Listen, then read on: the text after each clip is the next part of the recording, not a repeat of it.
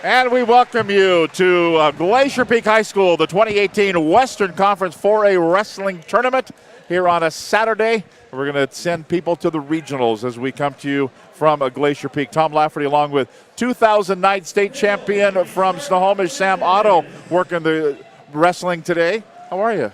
I'm doing good, Tom. How about yourself? We're doing pretty well. And you ready for some wrestling? Heck yeah. Would you rather be doing this or be out there?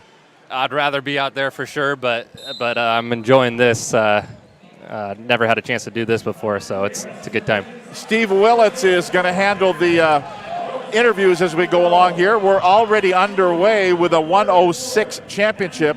Jacob Bennett from Lake Stevens, Cole Lance from Monroe underway, and the little guys get to lead it off. Yeah, they always do, and it's fun because there's always a lot of action, a lot of speed going on with the little guys. And talked to Coach Dahlbeck from Monroe, and I guess this is the first time that these two have matched up this year, which is surprising. Really? They haven't met during the regular season? Haven't wrestled yet this year until district finals. And Jacob Bennett in the orange, or excuse me, Jacob Bennett in the purple and black here. Cole Lance in the orange. And it's a potentially dangerous. So talk about that, potentially dangerous. In the official's opinion, is that what it is? Yeah, so when he puts one hand on the top of the back of his head there, he's just basically saying that the position that they're in is obviously potentially dangerous. They want to just put them back up on their feet and start over from the position that they were previously in. So the Lake Stevens wrestler Jacob Bennett leading at 3-2 here. We're under a minute to go in the first period. As we mentioned, Steve Willits will handle the interviews as the wrestlers come off the mat here. We're at 106 in the Wesco 4A. The regionals next Saturday at Cavallero Mid-High at Lake Stevens. So when you want a state championship and you go to the Tacoma Dome, where's the biggest jump? Is it the biggest jump when you get to the Tacoma Dome, or sometimes would your biggest opponent be at a regional level or even in your own league? The biggest jump for sure is Tacoma Dome. I mean, just the atmosphere being different. You're going from a high school gym to, a huge dome that seats, thousands of people, and you got mats everywhere, whistles blowing everywhere. So I think just the atmosphere is the biggest difference for sure. The competition obviously just goes up one level every weekend from here on out. So these guys will feel it every single weekend.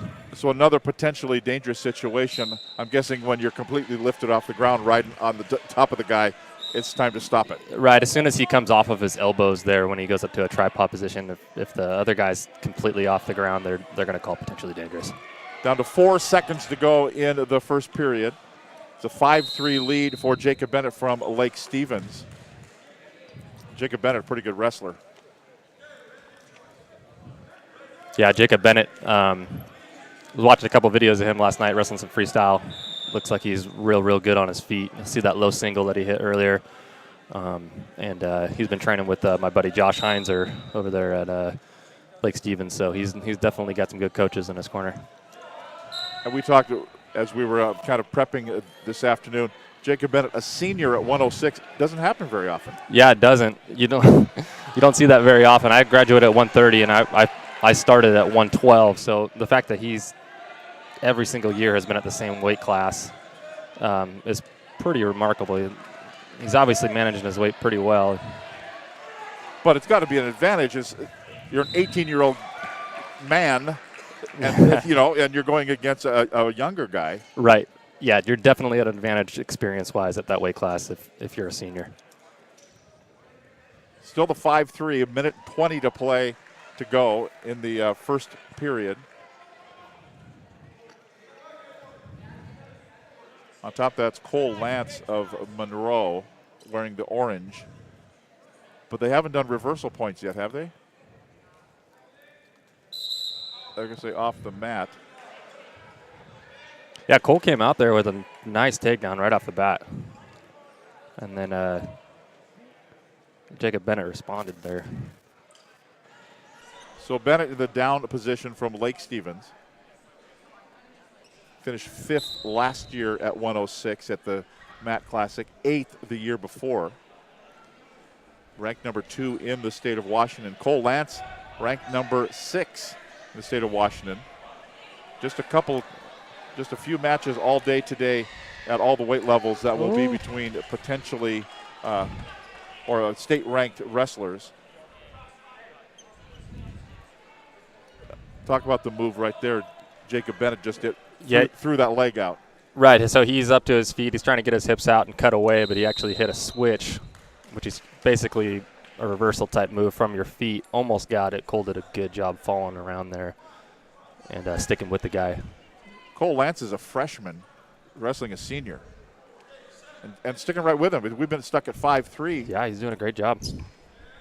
Looks well experienced for his age. Good job falling there, locking hands. Yep. So what's that? So the illegal, you can't lock hands on top, so he's going to get Jacob Bennett's going to get a point. Yep. He was real close doing that the last time Jacob tried to hit that switch. And Cole just whacked himself in the top of the head. Yeah, he knows better than that. And I always like to talk about it. It'll be throughout the afternoon, the uh-oh moments.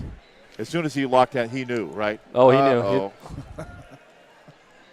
If you made it this far and you're still and you lock hands, and you know better than that at this point. If you're in the district finals, you should be 2 doing seconds, that. 1 second, that's it. So 6-3 the lead for Jacob Bennett of the Lake Stevens Vikings. And he will be up. Cole Lance from Monroe will be down. Both these guys will advance. This is just for the number 1 seed going into the regionals next week.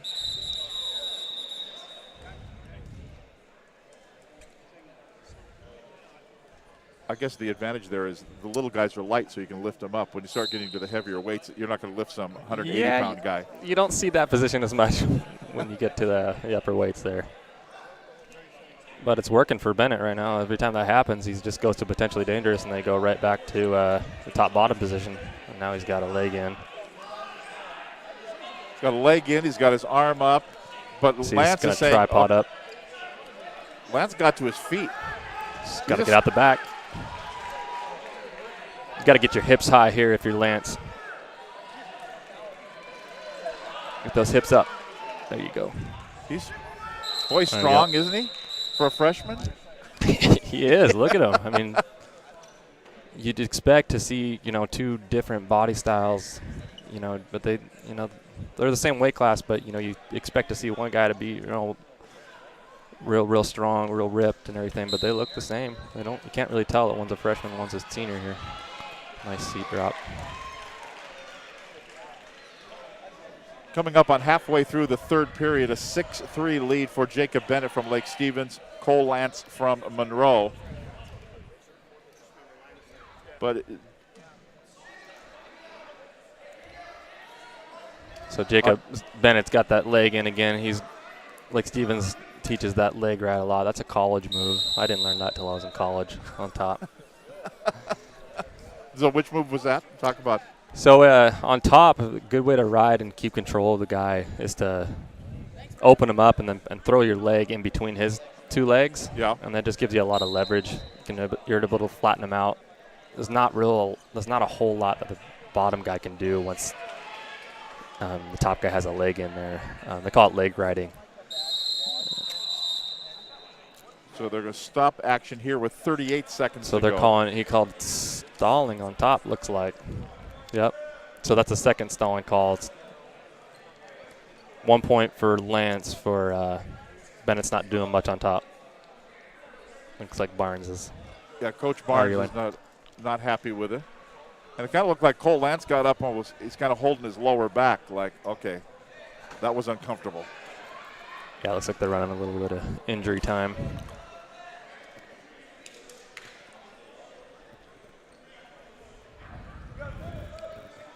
So you get 2 minutes injury time? Is that what they do? Because I see the injury time is running on the clock. I thought it was 5, but they might have changed it since I've been wrestling.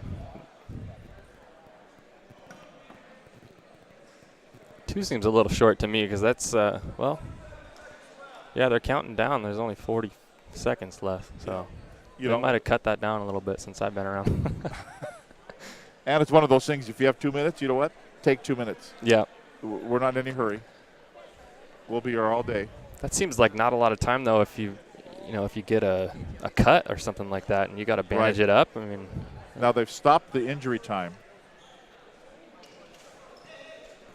I guess they're ready to, if the wrestlers are ready to go, or no, we're down to 34 seconds on the.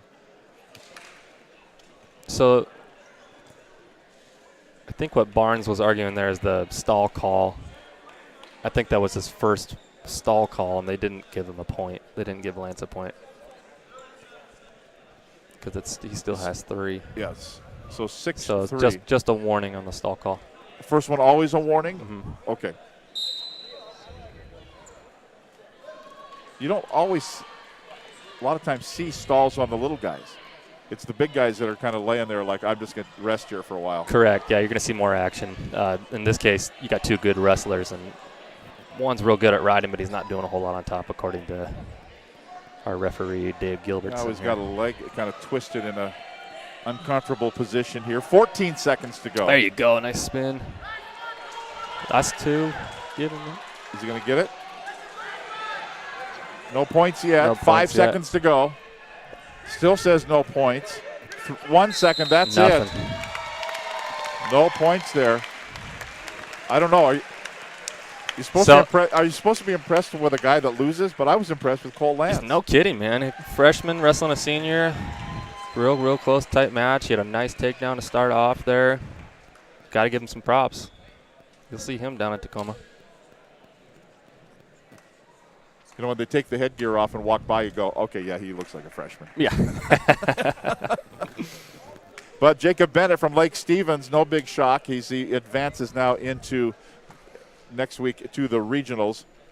More for placement is what's happening today. And we'll talk with the wrestlers as they come off the mat here as we go throughout the afternoon. And we're going to go over to Steve here. And let's go to Steve. Hey, guys, can you hear me okay? We can hear you. Excellent. We've got our first wrestler of the day. We're going to have you scoot over a little bit because we want to get you in camera here. This is Jacob Bennett, the senior with the victory. Congratulations. Hey, you wrestled a freshman.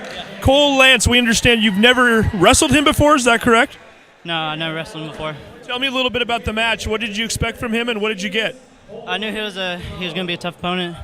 I knew I just had to keep the match really close. I knew I didn't like that.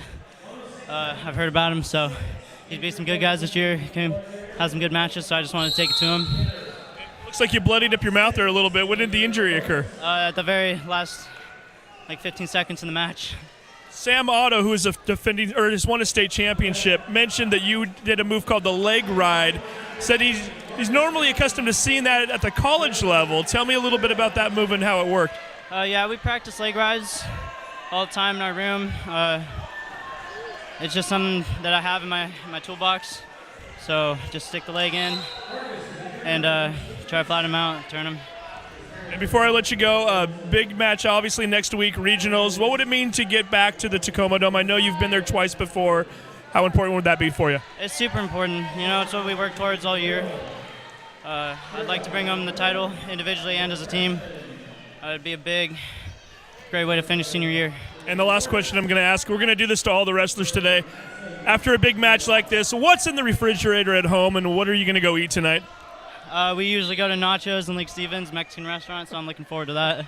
And as a senior, you're 106. Normally, once you get past your freshman, sophomore year, we start to see the weight elevate and you move up weight classes. How have you maintained 106 all this time? I was a 90-pound freshman. My mom's South Korean. And you've got some room for nachos then, it sounds like. Yeah. All right, well, go enjoy this one again. Jacob Bennett, congratulations. Best of luck next week. Thank you. Okay, thank you, Steve, along with Jacob Bennett. He said, well, my mom's South Korean. Yeah, I guess that's one way to stay down at 106 for your whole career.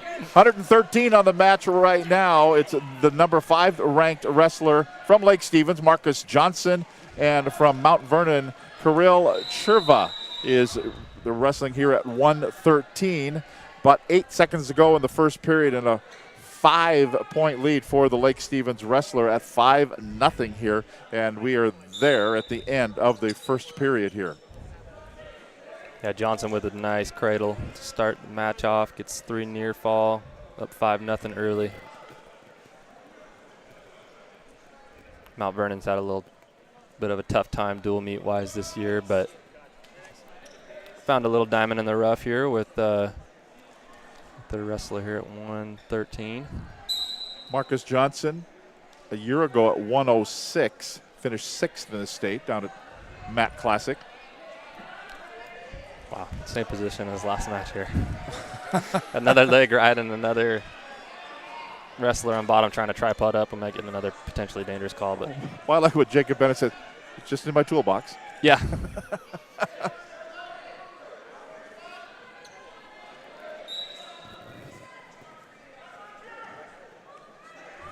This is the 113 match.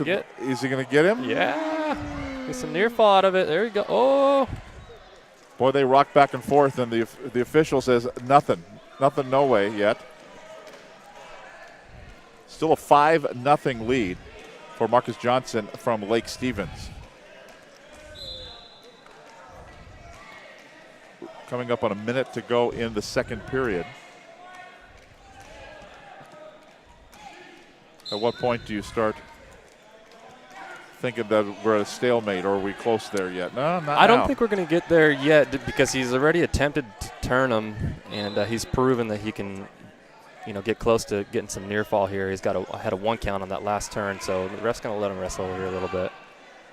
And Marcus Johnson, you can see on the camera, arms out, legs out, there right? You go. Now he's going to, okay, get off me. Let's.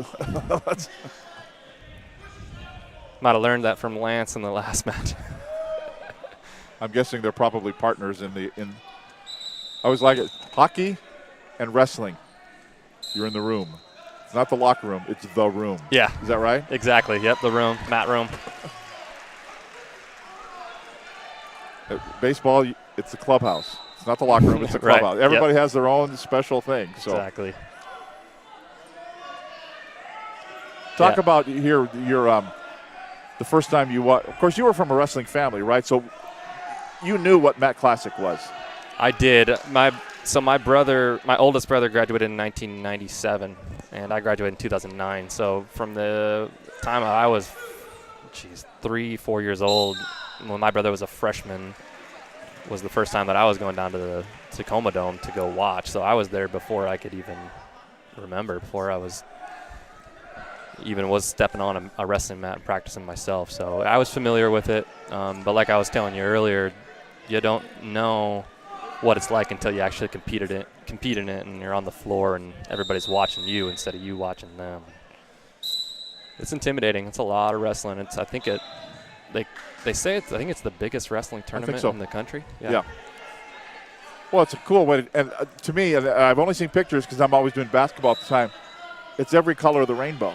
Yeah, it's cool to see all the mats of all the green different mat, schools. and a red mat, and a purple mat, and a blue mat, and the mats have become different colors now, even more. Right. WIAA has actually made a lot of their own wrestling mats for it, but they still have some of the schools from the local high schools down there bring some of their mats in. I hope that they keep it that way. It looks like we might be getting some near fall here for Mount Vernon. Oh, he pinned himself. He pinned himself. Pinned himself. That's a doozy there. So you were thinking near fall the other way? I was at first, but then as soon as I saw the Lake Stevens fans and coach over there start to call for a pin, I realized, yeah, he is. Not something you see very often. That's unfortunate. I always like to talk with wrestlers, the uh-oh moment when you're going. He'll learn from that. He'll learn from that. He's not going to do that one again. But it's something that does happen, when you get in a near fall position where you're in control, but you think you have the guy, and then all of a sudden you got both of your shoulders on the mat. You got to be conscious of that. Unfortunately, he was making a nice comeback and responding to that early deficit, but that stuff does happen.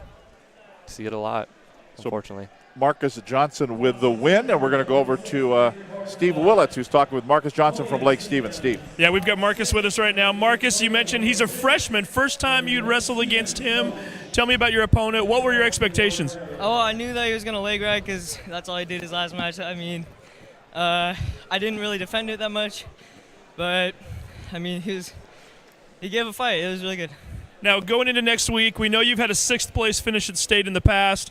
What are the expectations over at Caballero for regionals? Who do you expect to wrestle there? Do you know some of the guys in your weight class already? Yeah, Yusuf Nelson, he's a really cool guy.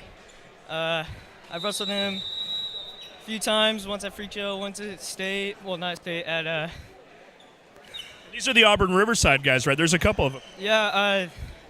Yeah, pretty much, yeah. And what is it about Lake Stevens that just makes you guys such a powerhouse every year? You're not the first Viking we've interviewed already today. I have a feeling you're not going to be the last. Tell me about this program and what the expectations are as a team. Well, we all just push each other higher and higher, and we all just love each other. And, we always just push each other in the room. That's a big part. And the question we're asking everybody today, what's in the refrigerator at home right now? What are the expectations food-wise today? Now that you're done wrestling for the day, do you eat big? Do you have to kind of keep that weight in perspective for next week? What's up? Only a few of us have to really worry about it right now. But tonight, as a team, we're gonna go, and we're gonna. Every year, we always go to Nachos in Lake Stevens. Shout out to Nachos. I have a feeling we're gonna hear a lot about nachos. I want to know what's in the fridge though. When you get home today, what do you eat? I don't know. I'm really. Everything and anything you want, right? Exactly. Just for tonight, and then tomorrow we're back on the diet. All right, well, hey, best of luck next week, and hopefully we're watching you down in Tacoma in a couple weeks. Thank you. Thank you, Steve. Did you get an invitation to nachos? He's turning his... I know I want to go. I do, too. I don't think I know where nachos is in Lake Stevens. I don't have an invitation yet, but I should get some sponsorship dollars the way we're talking about them over here. I don't think that's going to be the final time we mention nachos tonight. I might have to go make that trip on my way home. So nachos, so all the Lake Stevens guys, we know where they're going to, if you're looking for them tonight, you know where they'll be up in Lake Stevens at the nachos. So here we go, going into the 120-pound match. And the home guy from his home gym here from Glacier Peak, Parker Hardy, and Kyle LaCourcier from Lake Stevens. So another Viking wrestler. Parker Hardy, though, higher ranked number 3 in the state is Parker Hardy. Should be a good match. Number 3 versus number 6 in the state right here. A year ago at 113, Hardy finished 4th in the state. LaCourcier at 120 went to state, did not place. So we're underway, 120-pound match. Parker Hardy from Glacier Peak. Parker's real long, real lanky. Yeah. Now these are here's two different body types, right? For sure, you can tell right off the bat the height difference, length. No points awarded yet. Usually introduces two different styles of wrestling based on your body type as well.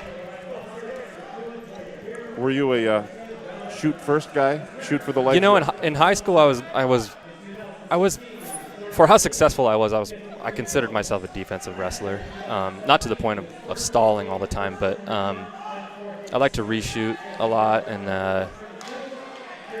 I wrestled for myself. Looking back, I think I wrestled a little too timid. I was nervous a lot. Were you really? I was, yeah. My brothers had a lot of success, so it was had a lot of pressure on me. Pressure that I put on myself. I was going to say self-imposed. For sure, and looking back, I wish I would have had more fun with it. That's what I tell a lot of these younger guys, is just to have fun. It sounds super cliche, but if I could go back, I would just have more fun. Open it up, open the offense up a little bit more. But yeah, on my feet, no, I was a reshoot kind of guy, or outside singles kind of guy, like we're seeing right here. There we go. Got Parker. Parker Hardy picks up the first points of the match with 32 seconds to go in the first period. Now, but is there a gamble if you're open up the offense and I would switch back to football? If you throw it all the time, it get intercepted, right? Right, exactly. In basketball, you can chuck up a bunch of shots and stuff, and they're not falling all the time, and that gives the other team the ball. In wrestling, the risk reward. Were you a 2-3 zone guy then? Yeah, probably. Yeah, exactly. Little Coach Hopkins style. Yeah, there, yeah. But there's a little more risk in wrestling because, if you don't get a shot, that guy's got a great opportunity to score. I feel like, a bad shot can easily turn into points for the other guy. So. Well, and that's the thing. Your opponent can be up 8-0. Right. You can lose right now. Exactly. That you got that risk too. You take a bad shot, you get put on your back. Any position, you got to be careful, and it's a nerve-wracking sport for sure. I mean, it goes by fast. It's all instinctive, and you're not thinking too much. But in the midst of it, you kind of have to have your head on straight and make sure that you're taking care of business, strategically. Also, while being instinctive. So it's a tough battle in your own mind. It's a lot more mental than people think. Parker Hardy from Glacier Peak. He is leading here 2-0. We're just over 30 seconds into the second period in the Wesco 4A League Championship meet. Corsier is working a little crossface there. Ref's making sure he's not winding up and whacking him in the face there. They frown on that? Yeah, they'll stop a match for that. Maybe award the wrestler another point for. We got blood time here. Somebody's bleeding. Probably from that crossface. He's got blood on his arm. Blood on his arm, so blood coming out of the nose. Parker. Yep.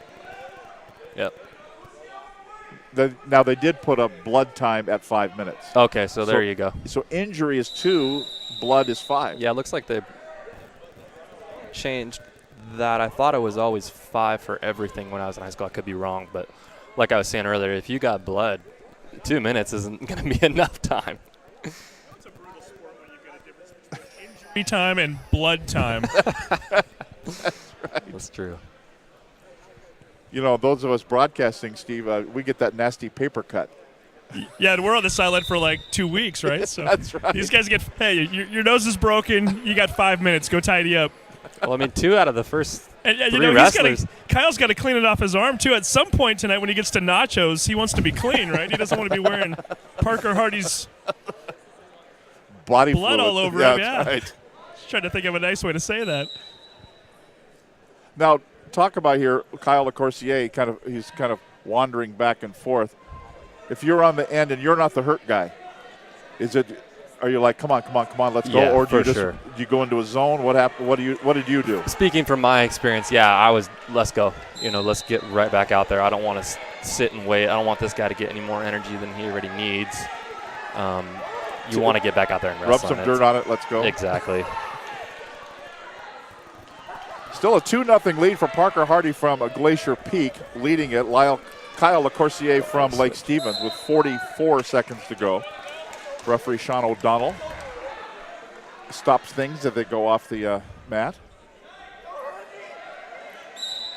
Nice explosion off the whistle. We're going for a little Granby.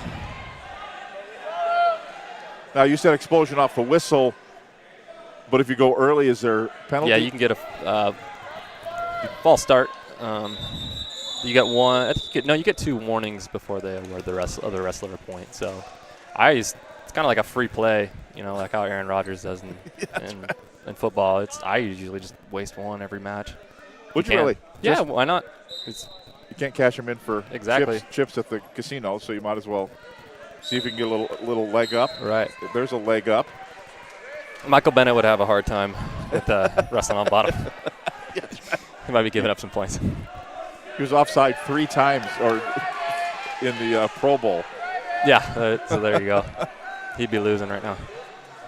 So Hardy on the bottom, still leading 2-0. 8 seconds to go in period number 2. And there he's gone kind of almost spread eagle with the legs, like, you're not turning me. I'm not going anywhere. Good job on top by LaCourcier. He's riding him real tough. He's looking around to see if there's – he kind of looks – I don't know if there's any blood on me. Don't seem to. I'll take up. Heading into the final period, just a 2-0 lead. Yeah, knew it was going to be a tight one. That's what happens a lot, too, when you see 2 different body styles. Not a lot of flow. They can't really figure each other out. They're wrestling hard for sure. 2 state-ranked. Guessing we're going to see both of them at the Matt Classic here in a couple of weeks. Yeah, we will. Now LaCourcier has grabbed Hardy's hand, but he said, "Don't really want you to have that. I'd like that back, please." He's riding him real tough. He's got him all the way flattened out now, and you're not seeing a whole lot happening from bottom now. Oh, got back up to our base. So that's an ankle ride that LaCourcier has on top there. He just got rid of it, but because he's flattened back out. But where you grab the ankle? Yeah, so it's similar to a leg ride, but he just has his leg under the ankle instead of under the whole body. Okay, the official, right back to the ankle ride there. Official just pounded the floor. So he's calling. Was it a stall warning? Must be. No points award. It's still 2-0 Parker Hardy. Under a minute now to go in the 3rd period. This is a pitcher's duel here. A 2-0. Ooh, down, but no points. It's a tough one because I can relate to Parker here. You're a long guy wrestling a guy who's real stocky on top. And Parker, with that length, is having a hard time getting his hips under him and getting out on bottom here. And then on top of that, he's getting called for stalling. And talking successful programs, of course, Lake Stevens, legendary, especially the Western Conference, but statewide as well. Right. Brent Barnes, their coach. Is there a common theme with Lake Stevens wrestlers? Common moves, that kind of thing? Not necessarily. That I feel like in the last 2-3 years, like WSU air raid offense. Sure. A few things. So on their feet, you're going to see an elbow pass a lot. They like to do an elbow pass to a shot. And then on top, the leg ride. You'll see that a lot. But every wrestler is unique. And Barnes does a good job of 8 seconds.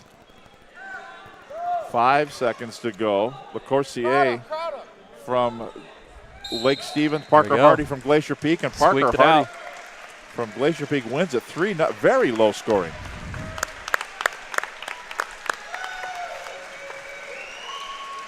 Then the Parker Hardy gets the win. The traditional shaking of hands from the opposing coach.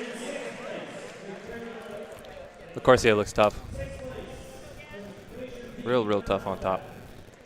Parker did a nice job, though, getting that takedown, and that's all you need, I guess, in that match.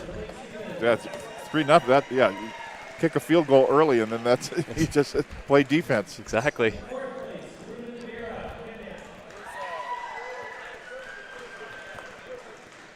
And we'll hear from Parker Hardy here in just a moment. We go to 126, Clayton Brush from Lake Stevens and Gavin McDonald from Glacier Peak. So another Lake Glacier Peak matchup here.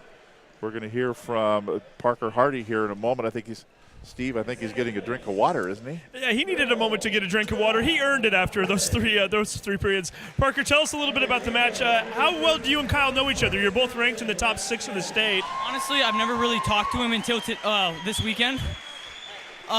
Just waved right there. No, yesterday after the first day, talked to him a little bit. Kind of cool to get to know your opponents, but honestly, when we went out there, it was banging heads, coming out with the. But that's the great thing about the sportsmanship, too. When you guys are out there, you're both in a dogfight. But once you come out here, mutual respect, it looks like you guys are both really cool with one another. Yeah, it's awesome. Tell me about the nose there a little bit. How are we feeling? Good. Just, I don't know. I've been getting bloody noses about every single match this season, so I don't know. It's bound to happen. As long as you keep winning, that's all right. You finished 4th in state last year. I know you're ranked 3rd right now. Tell me a little bit about the competition you're going to see not only at Caballero, but hopefully into the Tacoma Dome. Honestly, I feel like Caballero is going to be about the same as this tournament, but state going in, same mentality, going to beat the number 1 and 2 guys, trying to go win a championship. That's about it. When we look at the number 1 and 2 guys right now from Meade and from Tahoma, do you know anything about them? Have you ever wrestled against them? I've never wrestled Tebbets, but I've wrestled Mikowski last year in the semifinals and didn't have a good game plan and got beat up, so see how it goes this year. There you go. And the final question we're asking everybody, now that you're done for the weekend, what's in the refrigerator at home? What do you eat after a big match like this? Honestly, I usually go home, turn on a movie, and go to bed. That's it? No ice cream? Nothing? Yeah, some for my lunch and go to bed. No ice cream, nothing to replenish, nothing like that, just a little water and a sleep? Honestly, I'm just tired. I want to go to bed. Right. Hey, go get some sleep and enjoy the rest of your day. So that was Parker Hardy from Glacier Peak. I can relate to that. Yeah, I'm tired. I want to go to bed. I like the fact that he knew the 2 guys above him in the state rankings. Isn't that right? Washington Wrestling Report. He did, You have yeah. that on speed dial, right? Exactly. Chase Tebbets, number 1 at 120 from Meade. Ashen Mikulski from Tahoma, number 2. Yeah, this is Clayton Brush from Lake Stevens. Gavin McDonald from Glacier Peak. Got to hook the ankle right here. Minute to go in the turn to a first stalemate. period. You think it'll be no points awarded yet. And both will be up. Even though they're both on the ground, no points. McDonald with a nice shot there, starting off.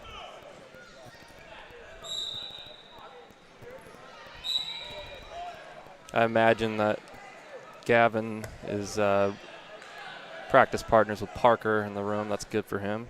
Probably got him to the district finals here. Gavin McDonald, Glacier Peak, Clayton Brush, number 7 in the state from Lake Stevens.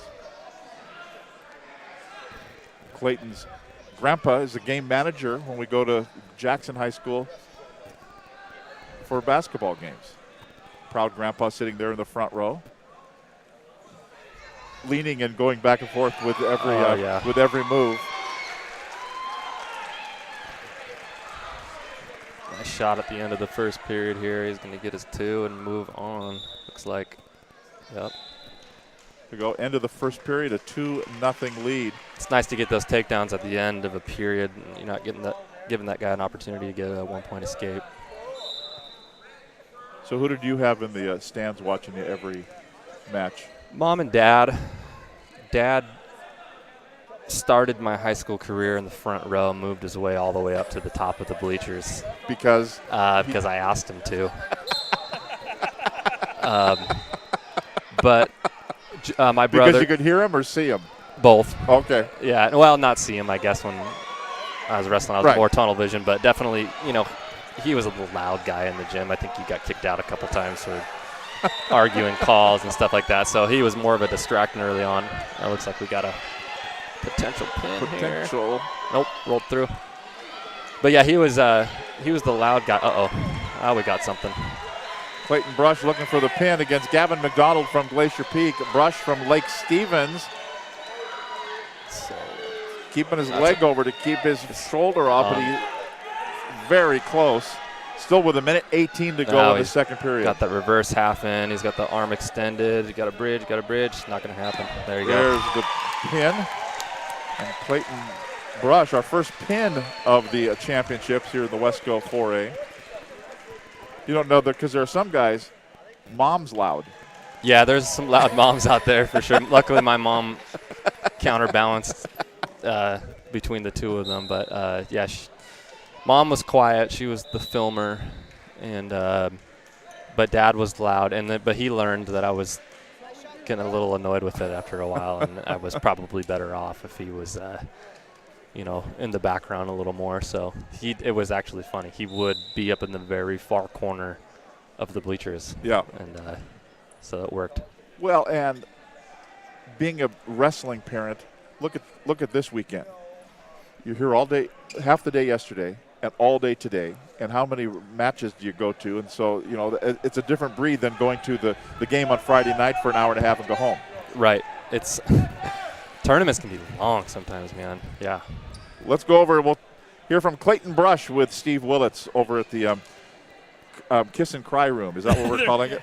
We could start calling it that. This is somebody who's certainly not crying. He's happy. This is Clayton Brush. Clayton, I've got to be honest. I was watching a gentleman in the front row more than I was watching you. We recognized him from Jackson High School.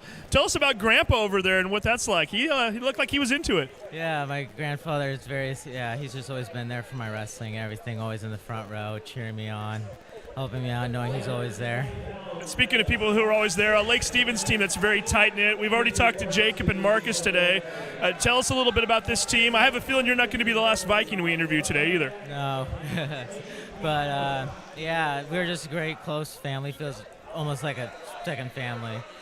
Tell me about the wording on the back of your uniform there. We were noticing that earlier. What exactly does it say? What does it mean? Oh, my last name. I just think it's funny how we have Vikings on the front more than our last name on the back. We always have to remember that we're always a family. We're one team. We're berserkers, and individuality is just second nature to us, or second thing. Very nice. And again, trying to get back to the Tacoma Dome. Tell me a little bit about the expectations at Caballero next week. Do you know some of the wrestlers you're going to be going against? I don't really follow any rankings or anything like that. I just go out there, show up, and who's ever in front of you, you just go for it, right? Absolutely. Okay, and final question. We're asking this to all the wrestlers. It's been a two-part question. I have a feeling I know how you're going to answer one of them. We want to know what's in your fridge and what you're going to eat tonight. I have a feeling you're going to say nachos in Lake Stevens because Jacob and Marcus have already let the cat out of the bag. When you're not at nachos, what are you eating when you get home tonight? Do you go ahead and just splurge? I mean, you've earned it today. Can you give yourself a day or two before you start getting ready for next week? Yeah, I would say I always, at least get a day of just relaxing and then back at it again Monday through Friday, just like a job. So what's the go-to food or beverage after a big match? A big match, I would say I like the naked drinks, the Green Machine. That is just like, oh my gosh. Keep waiting for chocolate cake or milkshakes or anything like that. Are you still eating healthy, or do you let yourself have a couple of it's the Super Bowl for crying out loud. It's the Super Bowl this weekend. Are you going to eat anything out of the ordinary? Oh, yeah. Me and my grandfather always go to a big Super Bowl party right after districts for the past 4 years, and always splurge during that and then get back at it again on Monday. There you go. We'll start working on Monday. Until then, enjoy it. Congratulations. Thank you. There you go. That is Clayton Brush from Lake Stevens, won by pin over Gavin McDonald of Glacier Peak. Forgot about the Super Bowl. That always sucked, man. The Super Bowl is right after either districts or regionals every year. Yeah. It's tough. It's tough.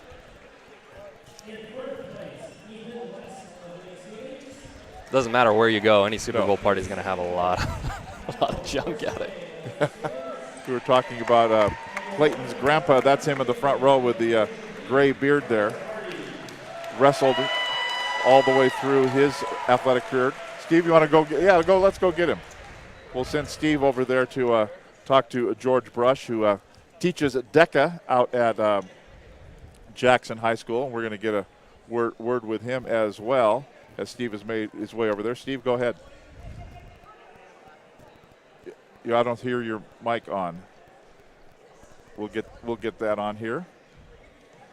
George's grandpa, right? George's grandpa. Gotcha. Can you hear me now? We can hear you now. There we go. We are with George Brush. We're going to ask George about Clayton a little bit and what his thoughts were during that match. Well, I'm really proud of Clayton. He's worked really hard this year to improve his skills. Made it to state last year, but only made it the first day. So we had a major goal to go back there this year and see if he can make it into that second day. So I'm extremely proud of his hard work. And obviously, he's always a little scared when he wrestles those taller guys because they got that leverage advantage. Who works harder during a match, him or you? Because I was watching you. You exude a lot of energy while you're watching him over here. Well, I do a morning workout, and then I try and get a two-a-day in while he wrestles, so that always works out better for me. And the other thing we should point out, you teach at Jackson. He's obviously wrestling for Lake Stevens. Do you tell him to go easy on the Timberwolves when they go head-to-head? I just tell him you got to win. That's all about W's with him. And he got the W today. We'll throw it back to you guys. Thanks a lot. Thank you, brother. Thank you very much. We're at 132 now. LaCourcier from Lake Stevens, Cody LaCourcier and Seth Nickerson from Lake Stevens. So 2 Lake Stevens wrestlers. Luckily, they got 2 different singlets on, so we don't have to struggle with red and green here. Did you ever have to do that? Wrestle a teammate in a district? Or? I don't think so. No, that never. Luckily, that never happened. I guess what they call that is depth. That is a lot of depth for sure. You got 2 guys in the district finals. I've seen Lake Stevens when I was a sophomore. Jack Stillwell and Zach Zweifel wrestled each other in the state finals. Now, here they're both going to advance, so you can maybe kind of take it easy a little bit. I would guess when you get to state, now it's every man for himself. Right. Well, they're wrestling each other right now, so it still is every man for himself. They wouldn't have put him out there if they didn't think that they should be competing. Sometimes coaches, when they're wrestling teammates, they'll just do an injury default. Luckily, we got a match here and we can watch something, but that's the competitive atmosphere that Barnes wants to push, and I don't think I've ever seen him do that unless somebody's actually hurt. So down to 9 seconds to go in the first period. A lot of scoring so far. Yeah, 6-4 is the lead, and we will go to the second period.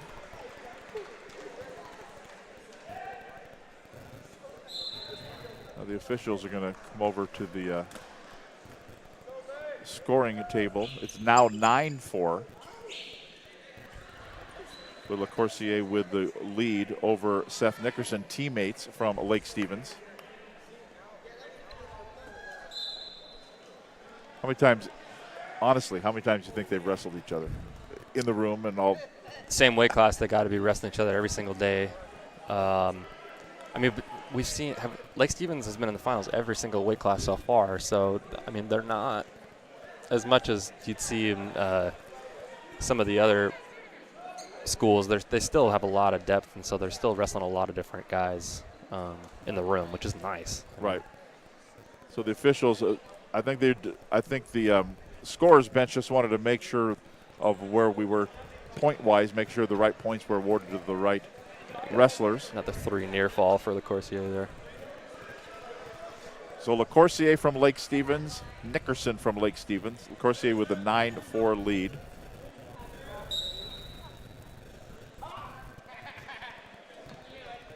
And we're underway second period. Clayton Brush with a pin for Lake Stevens earlier.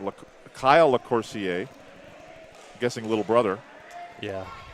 Lost to Parker Hardy of Glacier Peak earlier.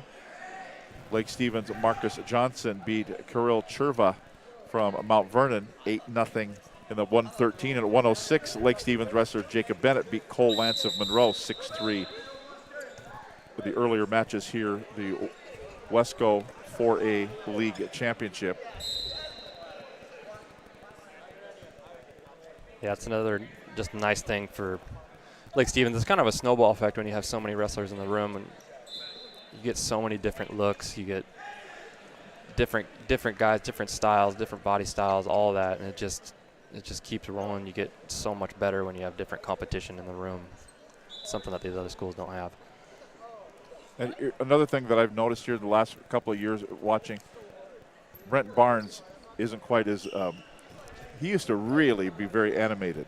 Yeah. And he's pretty much like, okay, we just let this sucker drive itself, right? Yeah, when I was in high school, that's what it was kind of wind down period.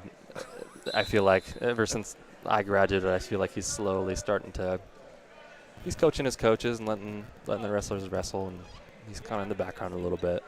If he needs to step in, though, he will. We saw him earlier today in the semis with the protest call. Got his wrestler back in the tournament for 3rd and 4th. Well, and I'm thinking that it changed. In fact, Burke Barnes walked by a little while ago here that we've worked with here on STSPN as well. And once your kids go through, maybe then you can kind of take your foot off the accelerator too. Right. At a 4-time state champion. Right, exactly. 12-4 now the lead for Cody LaCourcier. So big lead. Both these wrestlers from Lake Stevens. Both will advance. Tom Lafferty along with Sam Otto, 2009 state championship wrestler from Snohomish. Steve Willits is here handling the interviews. Todd Elvig on STSPN.com. We go to period number 3. And a 12-4 lead for Cody LaCourcier.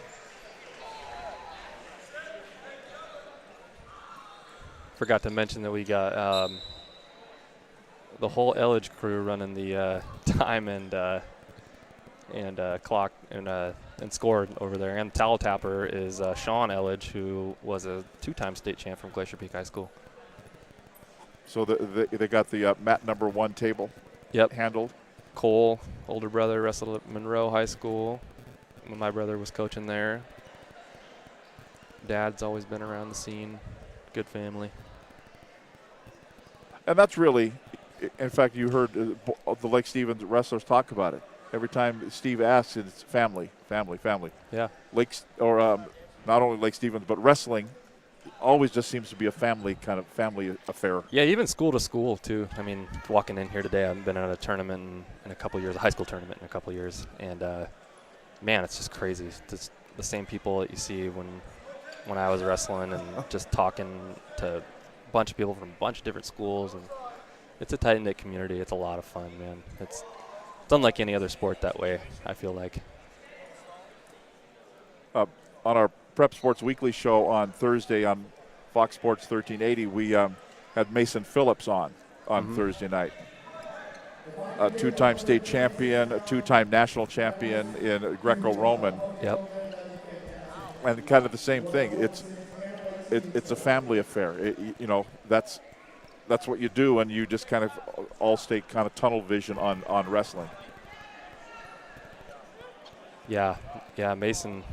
Wow, you want to talk about a good wrestler, man. With so much potential.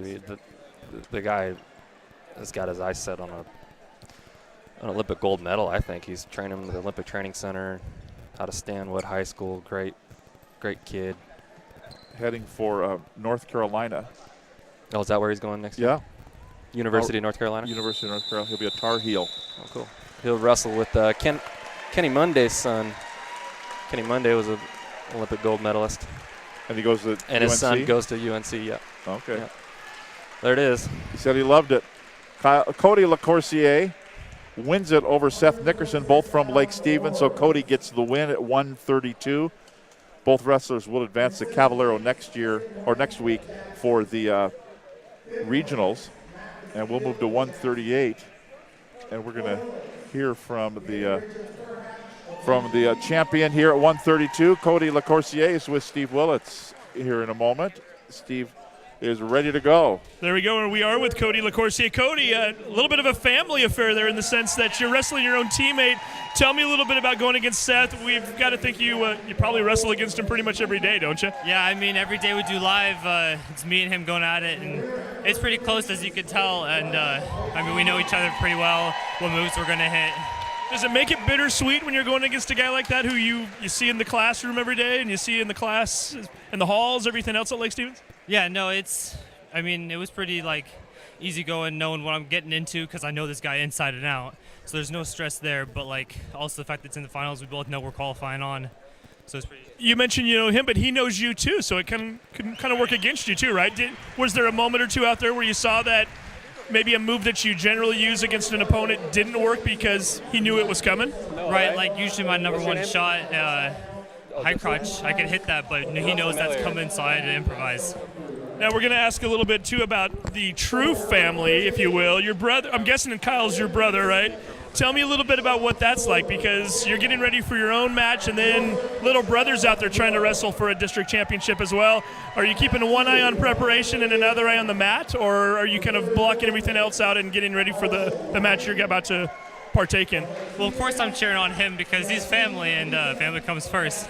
But no, I was really rooting for him and hoping he'd get his revenge on Parker, but obviously that didn't happen. But I had to go work on my match, so I put that off to the side for now and then went out and wrestled.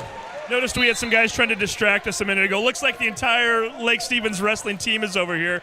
We understand everybody's going out to nachos afterwards tonight. Now, is there a separate table for district champions than the non-district champions? Because we got a lot of guys out here that are winning, but a lot of guys that are taking second and third. Tell me a little bit about how the seating at the tables is. Is there big table, small table?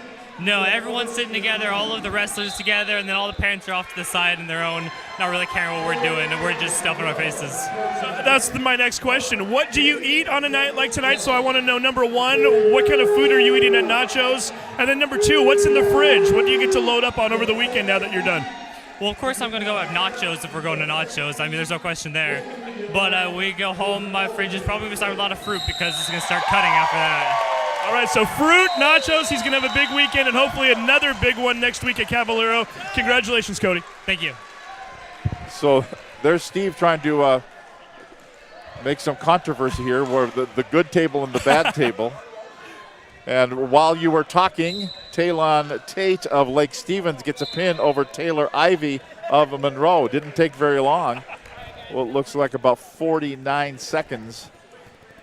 And that was the win for Talon Tate of Lake Stevens.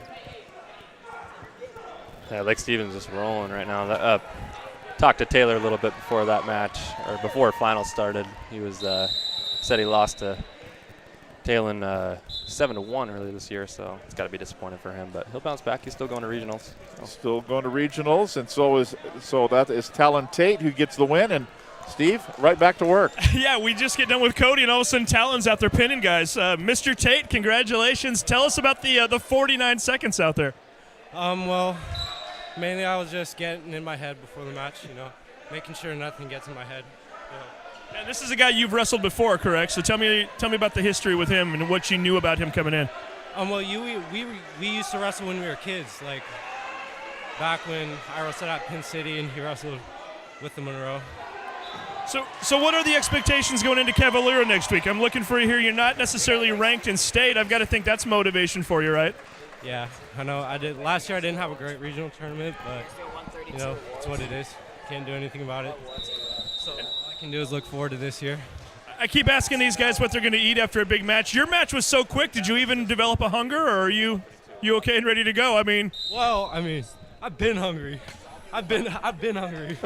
I've been hungry. So what's the plan tonight? Obviously, you're going to nachos. We've already established that. What are you eating tonight, and what's in the fridge? What do you eat this weekend? Well, so the plan is I'm going to go and I'm going to have some nachos, and I'm going to get some dessert at nachos and go to Dairy Queen and get a Blizzard, come home, eat some leftovers, whatever's in the fridge, because... Nachos, Dairy Queen, leftovers, fridge. You got room for me in the car? I don't know. Sounds pretty good. I'm ready for the Super Bowl party at the Tate House. Hey, Talon, congratulations and best of luck next week. Sounds good. Thank you. There you go. Talon Tate is the winner there. And let us go to a commercial. Shall we take a commercial break as we get ready for 145 coming up? Or are we going to get Sean Elledge first? I think we're going to get Sean first here. There we go. As he comes into the picture here, Steve. I got to tell you guys, the last time I interviewed Sean Elledge for anything, he was in high school. You're a little bit bigger than you used to be, Mr. Elledge. Not only has he grown up, you've had to start shaving, and it looks like you've stopped shaving in the process. What have you been up to, Mr. Football Player over at Central Washington University? So I've been playing football, put a little more weight on, playing outside linebacker, weigh 230 now, but just got done with ball. We had a good season, finished 11-0. And we lost our first playoff game, which was tough. But now I got till spring, and then I'm done with school, and then I'll be back here we're having a job helping out the guys, the football team, the wrestling team, most likely. So Keeping you busy. Your dad handed me some notes, and of course, this is always a proud dad moment, I'm sure. 3-time All-GNAC academic team. Congratulations. How easy is it to play a college sport and to get the studies in at the same time and to attain something like this? it's tough. It's a lot of work. It's almost like having a job and then you have to do school too. But I mean, if you just do the stuff you need to do, it follows the process. So 5 years on the football team, is that correct? Yep. I don't know where the time went. Two-time second team GNAC. We saw you play a lot of receiver and safety. How easy was it to put on the weight at college? It wasn't bad. They had me on a nice little weightlifting regimen, so it helped me put a little more weight on. But it was a little tough to put on, but it wasn't too bad. Okay, we're done talking football. Let's talk wrestling for a minute. Two-time state champ back in the day. Tell me about some of your recollections of wrestling for Glacier Peak, and do a lot of the memories come flowing back as you're at a district match like this? Oh, every time I come back here and I see the mats, it brings back memories. I love this place. Seeing the coaches, all the guys, awesome. The district tournament, I won one here myself. It's great to be back. I love wrestling. It's good to see some good wrestling, and our guys doing well. So, is it a memory that sticks with you? Do you remember who you wrestled in a district championship, for instance? My sophomore year, I remember it was Connor Boyce. My junior year when I won it, I don't remember the guy exactly. I don't remember him. Do you have a favorite moment from the Tacoma Dome? I've got to think the first time you ever step in and see what it looks like there at the Mat Classic, it's just got to be overwhelming, doesn't it? Yeah, the sophomore year, it was a little overwhelming, way bigger than I'm used to. But our coach Mossberg did a really good job. He gave us a picture, and we'd always look at it, and he kind of gave us that atmosphere and how loud it was. He played loud music during practice, so it wasn't too bad with the atmosphere. We were pretty acclimated by the time we got there. Was there a favorite Tacoma Dome moment? I know when I'm asking a two-time state champ, maybe that's a little difficult, but I'd definitely say the second one because it's hard to even win one, but to win the second one was cool. It was tough. I was going through a little adversity. I was a little hurt, and to win it, it was really cool. It was awesome to go out that way. Less pressure after you've already won one, knowing that you've got one in the back pocket, or not necessarily? I think more pressure because people expect you to win another one, and it's a lot of pressure. I mean, yeah, I know I was good, but it's not easy. Everyone you go against in state's good, so you got to wrestle your best matches throughout the tournament. So tell me a little bit about your presence here. What exactly are you doing today? I know Dad's out here working as well. Tell me a little bit about the Elledges and what their responsibilities are here today. Today we're just working a table, doing scoreboard. I've been helping with the scoreboard, running that, and then I was towel boy. I've been freaking tapping the refs. Nothing too crazy, just having fun watching matches. It's got to be different too. What kind of a presence was Dad at matches back in the day? Was he one of the guys that sat in the front row and was yelling and screaming? Was he sitting back and taking notes and waiting to talk to you later? What was that experience like for the two of you? Dad was definitely out there right next to the mat, always screaming, being there, but he was always right after the mat, always coming out right after the match, coming to talk to me and telling me what I could work on. But yeah, Dad loved wrestling. He was always right there with me. How special is it for you two to have a moment like this today where you can kind of actually work side by side now? It's awesome. It's cool. I mean, just all the experience I had with them. I just remember since I was yay high wrestling them, and still when I go home, we're still wrestling. We're moving couches and stuff. We're wrestling in the living room. I love it, man. You're still wrestling Dad? Oh, yeah. My dad and I still wrestle all the time. He'll jump in the bed. We'll start wrestling and stuff and grappling. It's fun. I got to ask, because you look like you got some weight on Dad, but Dad looks wiry. Tell me what that's like. Oh, my dad is he's scrappy, very scrappy. He used to beat my butt in high school, but now I got him. So if we've got a little break in the action, perhaps later we can have Elledge and see who wins in a 3-round match there. I think I get him. I mean, he's got a little bit of age on me, but he was a solid wrestler back in the day. Nice. Now, you talked briefly about the fact that you're going to help out with the wrestling and the football teams. What does the future hold for you? What did you major in, and what are you looking to do? I got a major in business, which I double majored in marketing and supply chain. So I'm looking for an internship this summer, and then when I come back, Bender's been ragging on me to come help with the football team, and then I always come in and wrestle with the guys. So I'll come in and wrestle with the guys next year. Maybe if I have time, I can help actually coach, but we'll see. Sounds like you're a Snohomish County guy still, so perhaps if businesses in the Everett area are looking for somebody, again, all academic right here, it wouldn't be a bad thing to stay close to home, right? Oh, yeah, I'd love to stay close to home. I love this area, love this place. We love having you again. We've been awfully proud to watch you from afar the last few years. Sean Elledge, congratulations on all the success at Central Washington, and we are looking forward to rooting for you in the future, whether it be coaching over at Glacier Peak or whatever you're doing in the business world. I appreciate it. Thank you. There you go. Sean Elledge along with Steve Willits.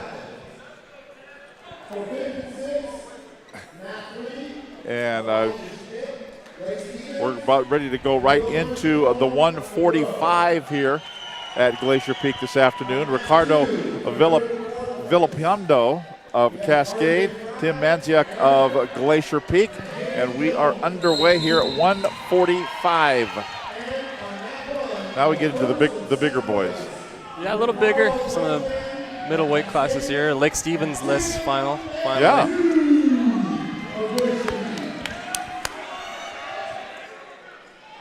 Glacier Peak had a good showing today, it looks like. A few guys in the final so far. It's their third one, I believe. Just about 30 seconds into the first period, the 145-pound match. Ricardo Villapando of Cascade, Tim Manziuk of Glacier Peak. Both wrestlers still up. A little shot there for Villapando. Nice Will he get double. him? He does. And the 2-point takedown.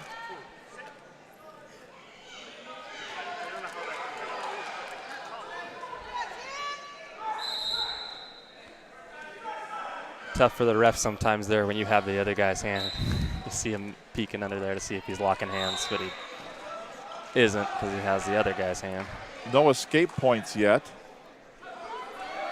Nice job. Now there will. So Manziuk of Glacier Peak gets the 1 point for the escape. 2-1 lead for Ricardo out of Cascade. 40 seconds to go first period. 145-pound match. The underhook to outside single, doesn't get it.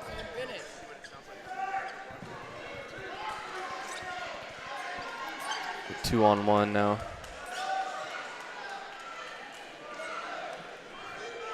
Again, two different body types at this weight. Now pushing on the neck, how long is that going to go on? Hopefully he does it the whole match. That's good stuff right there, man. That's heavy hands. Both wrestlers doing a good job of heavy hands, trying to wear each other out a little bit. That's something I like to do a lot of heavy hands. Tire the guy out. So talk about what is heavy hands? Banging on the head a lot, banging on the shoulders a lot, pushing and pulling, making him move, controlling his body on your feet. It's not necessarily, it can set up offense, but it's not necessarily an offensive move. So it's just trying to wear the guy out and open him up a little bit. End of the first period, a 2-1 lead for Ricardo Villapando from Cascade over Manziuk from Glacier Peak. Villapando will be on top here to start the second period. 145 pounds. Get to your feet.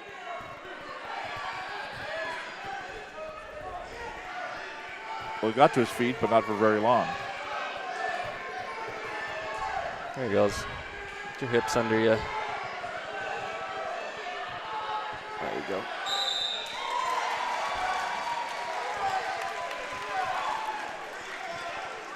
Might call stalling right here. Stalling on the Glacier Peak? On Cascade. Okay. Good scramble. Now through all that, no points awarded. No points, and you're a little more tired now if you're Villapando. Got to reset. There you go. Nice job. There's the 1-point escape, and that ties it up. 2-2 tie. Cascade and Glacier Peak. The Wesco 4A. 1 minute to go in the first period.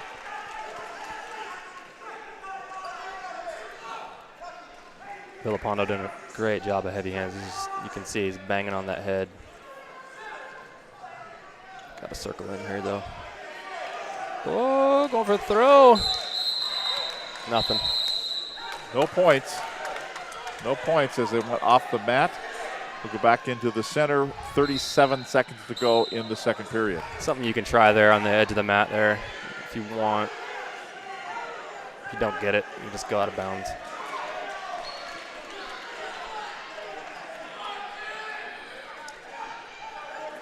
This is just good old-fashioned grappling. It is.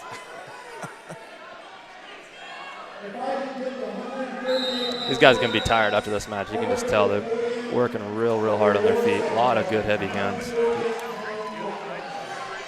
Well, and I'm guessing you're tired coming into you've been wrestling all weekend, right? Yeah. You've been wrestling all year, though. You should be in pretty good shape at this point. And, you know, you get your breaks in between matches. 2 seconds, 1 second. There you go, end of the period. A 2-2 tie heading into the third period. Good match. As we were prepping today and we were talking before, you said this would be an example of who's got the most gas left in the tank, right? Yeah. Yeah, both guys are working super hard. You know, this is where you separate yourself is your stamina. If you're in a close match late, third period, you got to have the better gas tank. Let's see if Villapando can get away here. Yep, he does. So a 1 point escape. I think Villapando's doing a little better job of wearing Manzuk out. I'm guessing studies have been done. I don't know if the amount of calories burned in a wrestling match. Oh yeah, it's up there. I don't think there's too many things that you can do to burn more calories or to exert more energy than a wrestling match. In a confined space of time, right? Right, exactly. I mean, 6 minutes. Every single muscle in your body is working. 3-2 lead for Ricardo Villapando from Cascade. Minute 10 Got a to stall go. warning. Stall warning. Villapando. I'm not sure if I agree with that call, but both guys are wrestling pretty hard. But he is up. There you go. There's a shot. I'll keep you safe for a few seconds.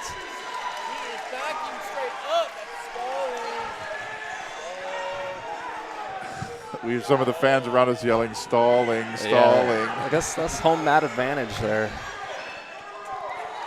But Sean O'Donnell says no stalling yet.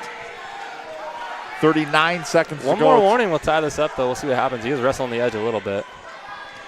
Another shot by Manzuk. 30 seconds. 3-2 lead. Still no call. We got 27 seconds left. Close match at 145. He took a little shot there that might just save him. Sean O'Donnell does like to call that stalling, though. I bet you he gives him one more warning. He does like? I thought so. When I was in high school, he called it a lot. There's another shot by Glacier Peak, so 6 another seconds. shot. He's got to call it. Seconds. You got to call it, man. There you go. Tied it up. We're going to OT, baby. There you go. End of the. You were calling for that, weren't you? Yep. 3-3 tie. We go to overtime. He earned it. He kept shooting, kept making Villapando work, and referee rewarded him. First overtime match tonight. And the first time I ever heard the expression sudden victory, right? Yeah. Rather than sudden death, it's sudden victory. Yeah. Here. First points wins. Both wrestlers start up.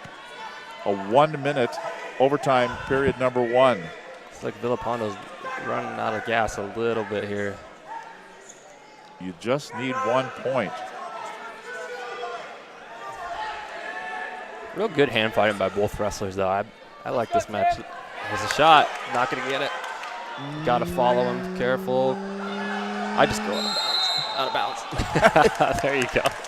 But can you get penalized if you head for the out of bounds? You can, yeah. You get called for fleeing the mat, and that's a point. That would have actually cost him the match.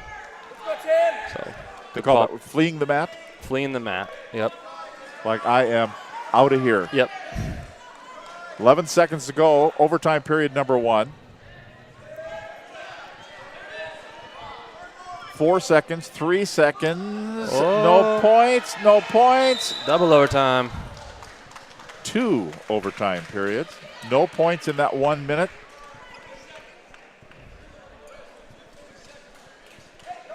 So each wrestler, I believe, gets. So red won the toss. So each wrestler gets 30 seconds on top and bottom. Okay, so 30 seconds.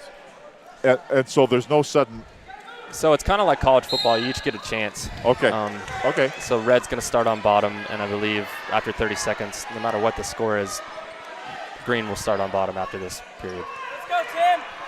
No points yet. So we got Yes, one. they will. Keep wrestling. Keep wrestling. Don't stop wrestling. Down to 13 seconds to go in the third overtime.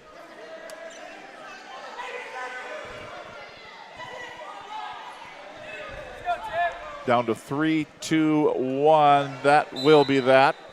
So we'll switch it around here. So now Manzik has to get a point. Has Exactly. to escape. Exactly. You saw Villapando hesitate there for a minute when he got his escape. Imagine he hasn't been in double overtime before. I don't think I ever was in high school. It's kind of rare to see this. So you think I've scored, we're done? Yep. No, so we're not he done. thought there for a second. He wasn't sure.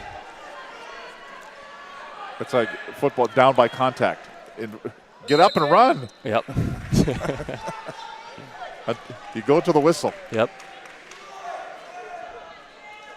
Okay, right back to it. 20 seconds to go. It's a 1-point lead for Ricardo Villapando. That'll seem like an eternity for Villapando to ride him out here. Locking hands. Oh, no. He can win this with an escape now. All he's got to do is get out, and he wins this match. Does he? Yes. 1 point. And 1 point for locking hands. That's going to be it. 6 seconds. Unless Villapando gets a takedown here with 6 seconds left. Was not going to give him the point for locking hands? Or? I don't think he gave points. He should. But it's a 5-4 lead. Down to 2, Doesn't down matter. to 1. That's it. And it will be Tim Manzik with the win.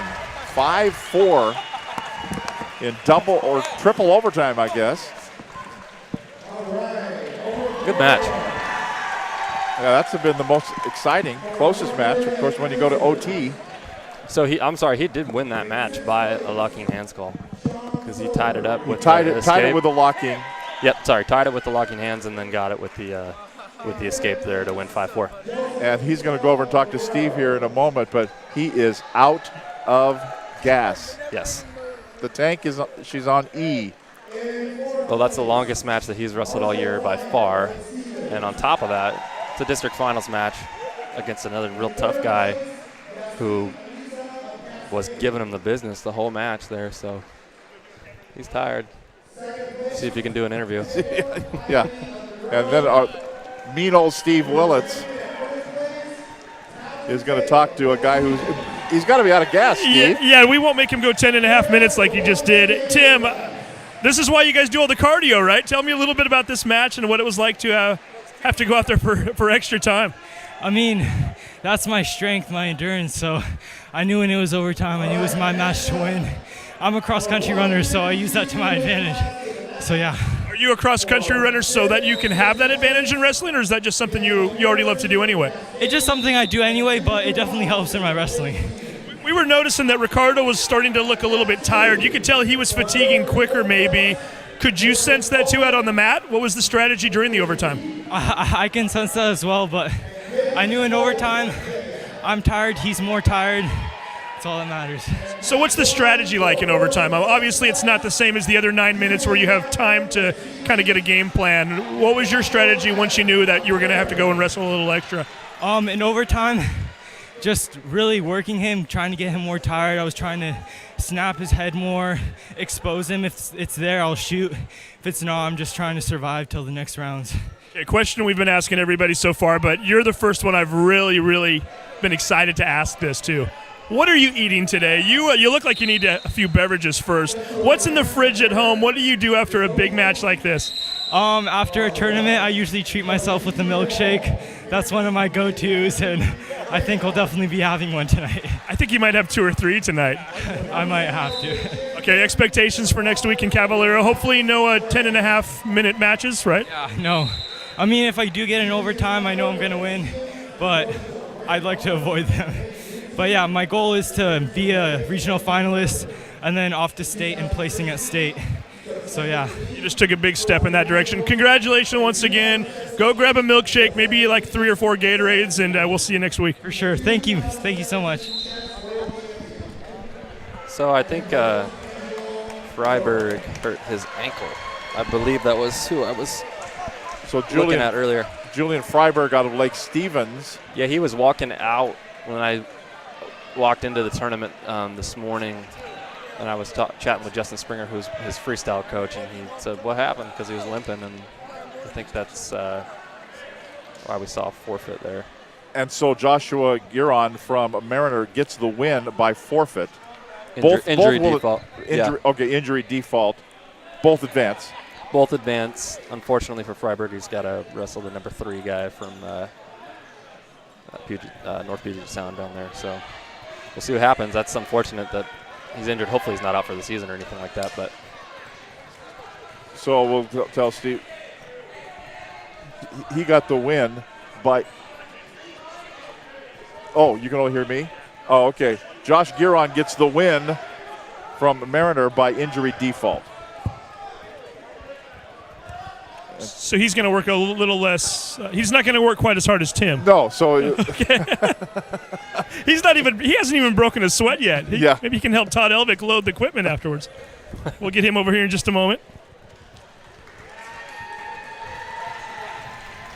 Okay, so, and I think we're moving now into the 160. Angelo Loera from Lake Stevens, Brandon Poe from Lake Stevens are out there posing. They're buddies for sure. Look at that. They're going to wrestle, though, so that's good. Let's go over to Steve with Josh. I'd love to ask Josh about his match, but there really wasn't one. Josh, you are the district champion. Congratulations. Does it damper it at all knowing you didn't have to go out there and step on the mat? Obviously, you had to work to get here still. What's it like to know you're a district champion without even having to wrestle a championship match? So it's actually it's a good feeling still, even though I didn't get to wrestle the guy I was supposed to. I was really looking forward to wrestling him. I'm kind of dampered because, getting warm up and getting in the mood.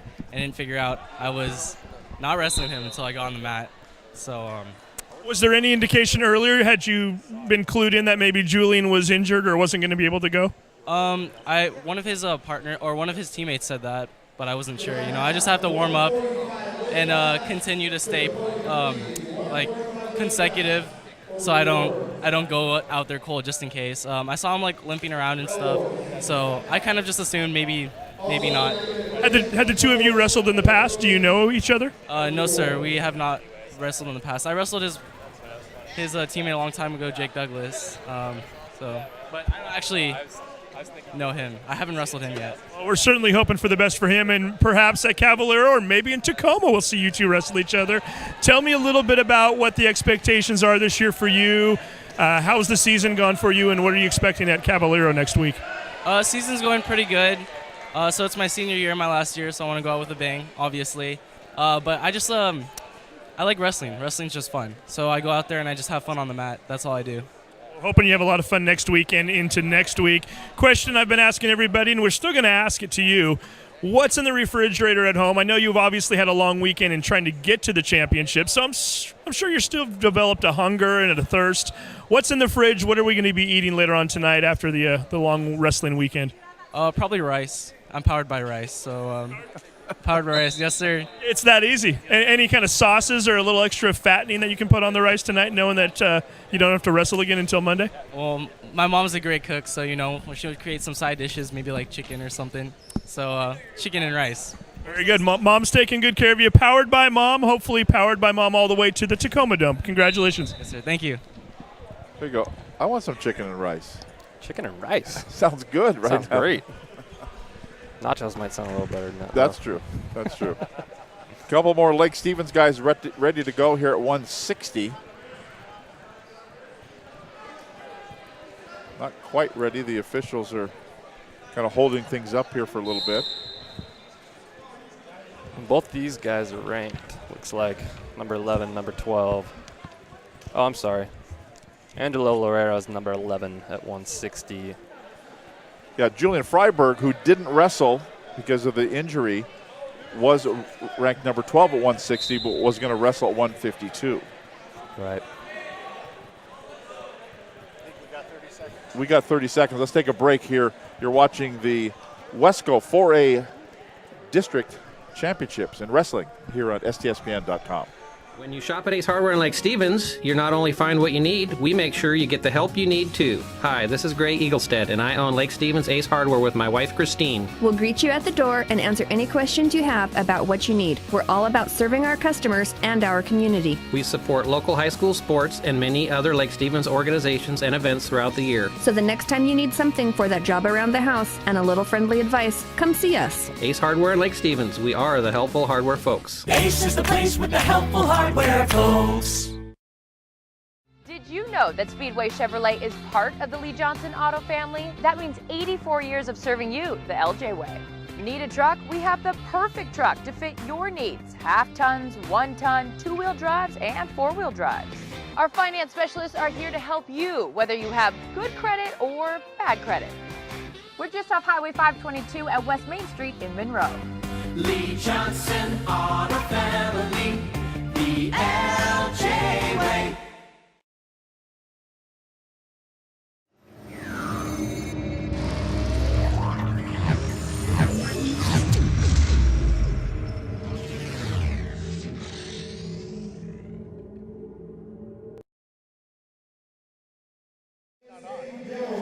Oh, what? Welcome back here to Glacier Peak High School. Tom Lafferty, along with Sam Otto, Steve Willits, Todd Elvig here running the wires as we're watching the Western Conference 4A League Championship for wrestling. We're moving now to the 160-pound on the bracket.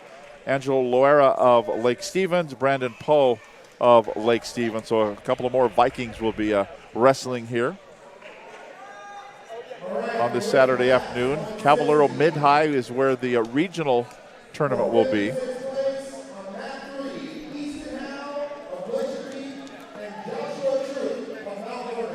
And so here we go. Angelo Loera, the 11th ranked wrestler at 160 in the state, according to Washington Wrestling Report. I think we're ready to get it on. A couple of Lake Stevens guys. Loera's a favorite, but it can be a little tough sometimes when you know a wrestle real well. So a nice double. Oh. Take back what I said there. Somebody's hurt. Blood. Boy, that was a nice double. And he's ranked 11th, huh? The guy that just...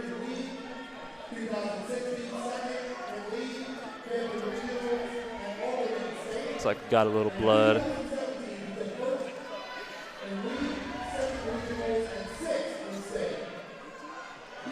So he's going to be attended to by the training staff over there. A 5-minute blood time wait here.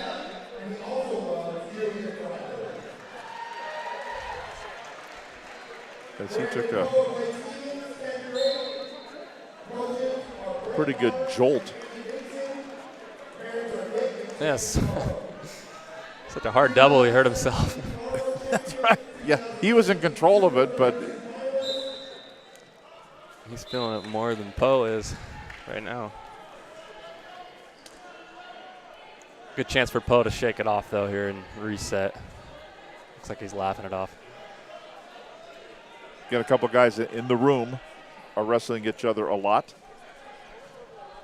And Loera wearing the shoulder brace as well. But that wasn't the problem. It was the bloody lip. Getting coached up from Coach Barnes over there before he steps back out. And here we go, back to action. Angelo Loera with a 2-0 lead, 4-0 lead now. There's that leg right again. We've been seeing most of the night from Lake Stevens wrestlers.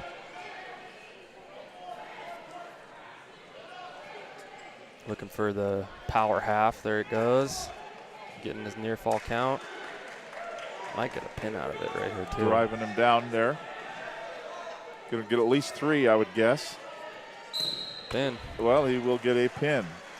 Didn't take very long. Angelo Loera at 45 seconds will get the win via the pin over his teammate Brandon Poe, also out of Lake Stevens.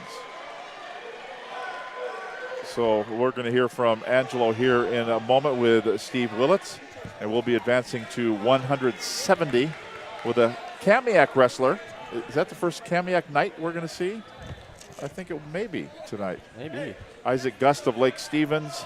Kamiak's had a good year, too. There's a lot of tough wrestlers in their room. Good dual record. So should see something good out of a Kamiak guy here. Anthony Armand of Kamiak, Isaac Gust of Lake Stevens. And Gust is a junior. Went to state last year at 145. It's a pretty big jump, 45 to 170. Yeah, that's called he grew a lot over the summer. Yeah. Yeah, you usually see that in the earlier years, you know, freshman to sophomore year, sophomore to junior. But junior to senior, you don't see as big of a jump like that. So he just had like a little late bloom there. Hopefully it doesn't affect him too much. Doesn't look like it has. He went to state last year and he's still ranked in the top 10. So they went out there and were looking for some of the blood was left on the mat. Oh yeah.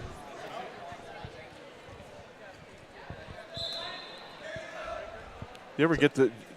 I'm guessing you do. All wrestlers probably. The little nagging injury that is with you like all year. Yeah. Like the blood. Like he said, I get the one kid.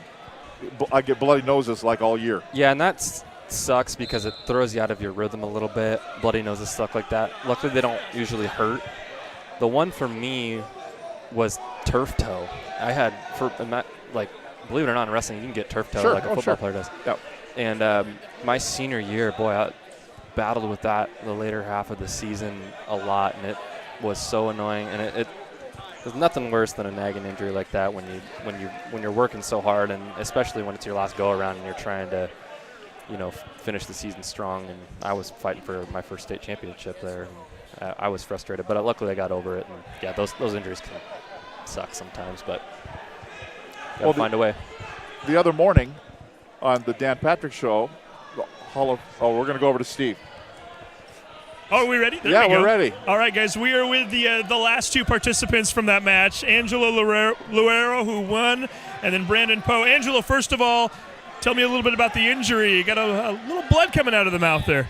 I was hitting a double, and I came down, and I ended up biting my lip, took a chunk out of my lip, and it started bleeding. I was like, I should probably stop and get it checked out and everything. So, I stopped, and yeah. So self-inflicted, really. You can't blame Mr. Poe for that, right? It was all my fault. I came down wrong. And I was curious to hear from Brandon, too, because I noticed Coach Barnes was out talking to you while Angelo was being tended to. What does a coach say when he has two wrestlers going against one another? Was it a casual conversation? What was going on there? Yeah, it's pretty much just a casual conversation. He just pretty much tells us not to not to hurt each other because, we're going into the postseason and we don't want to get hurt wrestling another teammate, So is there a strategy that, knowing that you've both qualified, do you take it a little bit easier than you would otherwise? You both want to still stand on top of that podium, right?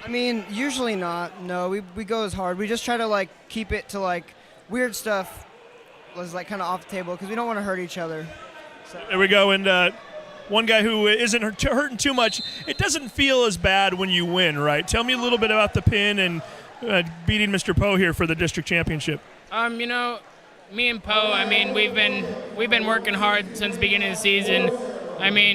We always work hard. I just want him to give his best and all. And, he just as a sophomore just coming in and taking second, that's props to him. I've made it to the finals 3 times, and I've taken first twice now. And, it's great to see him take second. So having an older teammate like this, does it help you progress and help you get forward along for perhaps your junior and senior year where maybe you can be on top of that podium? Yeah, for sure. Just because when I'm in practice, if I'm kind of dogging it or kind of tired, Angelo hits me on the back or something, is come on, keep going. It just helps me push myself in practice. Sounds like we got a proud mentor over here for you then too, right? Yeah. So now we've asked the same question all night. We'll ask both of you guys.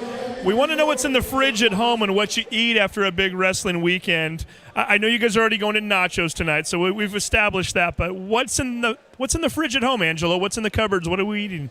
I would love to eat anything, really.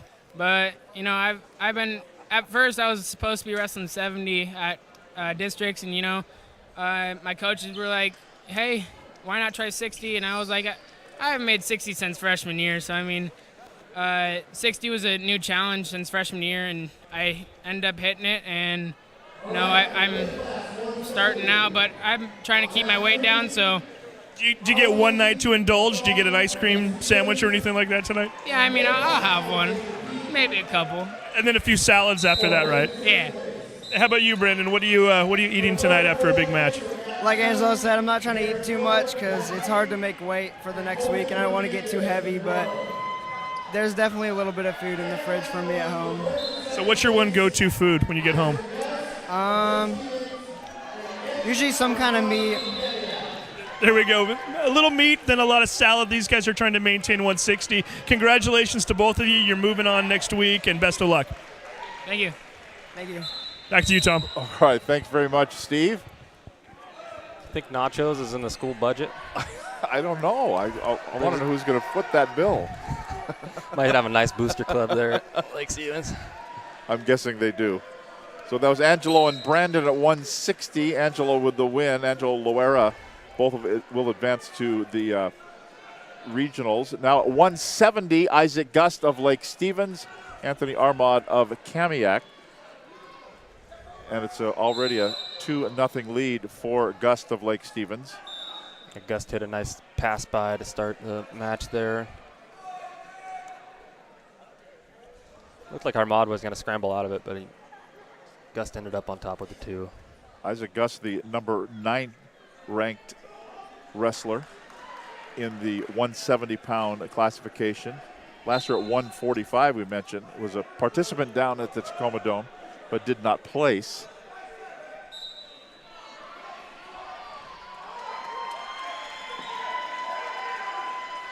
Down to 36 seconds to go in the first period. Isaac Gust with a 2-0 lead. He's got control here. Although Armaud is kind of... There's that ankle ride again that you're seeing. So Lake Stevens likes that one too. So if they're not doing the leg ride, they're doing the ankle ride on top there. Far ankle, looking for a half, out of bounds. So at the beginning of the season or somewhere, will a different coach or will one of the coaches learn a new technique like at a camp or and then teach it to all the wrestlers? Is that what'll happen? Hey guys, here's something new. I imagine that Barnes has his main moves already established in the room. I don't think they're not showing a lot of crazy technique. They want to keep it pretty basic. Because in wrestling, the stuff that works is the stuff that works. Unless you're some real funky wrestler like Stephen St. Marie. You got to keep it pretty simple when you're at the elite level, and a lot of these guys are elite at Lake Stevens. So they have their set moves, those ankle rides, the leg rides, and they show those and they drill them real hard all day long. For Stephen St. Marie, who was your teammate, also won a state championship, worked with us at the Panther Classic here on STSPN.com. And you called him a funky, you guys were very close, but never liked to wrestle each other. Yeah, he was my best buddy on the team, but we didn't wrestle each other a lot. For some reason, I was a stubborn, grumpy, seasoned veteran, and Stefan was this, younger, a fresher wrestler. He started in middle school and just exploded with talent and really came up with his own style, and it was different and something that I'd never seen before. And I don't know if I just didn't like it, so I didn't really want to have anything to do with it. But practicing with Luke Perry every day was working for me, and whoever he was wrestling with was working for him because we both ended up winning state titles. So we joke about it to this day because he always blames me. I didn't want to wrestle with him. He wanted to wrestle with me, but. Well, and how about a match maybe between the two Lake Stevens guys or anytime? If you have a decided advantage, are there moves you won't use here because you'll save them? No, I think it's not like you're not going to run a certain play, a gadget play in football because you think that the team for next week will see what you're doing. Well, you're always working with what the other guy's giving you. So it's your style is your style, but a lot of it's based on who you're wrestling too. So you'll see a lot of the same moves from the same guys, but it still depends on who you're wrestling and scrambling and stuff. A lot of that stuff isn't necessarily one move. It's just wrestling. It's just a brawl. So you'll say, what did that guy do there? Not really anything. He's just wrestling hard. So I don't know. There's certain moves that you practice a lot and that are your go-tos, but at the end of the day, you're still taking what the guy's giving you. 30 seconds to go, second period at 170. Isaac Gust of Lake Stevens with a 10-1 lead over Anthony Armand of Kamiak.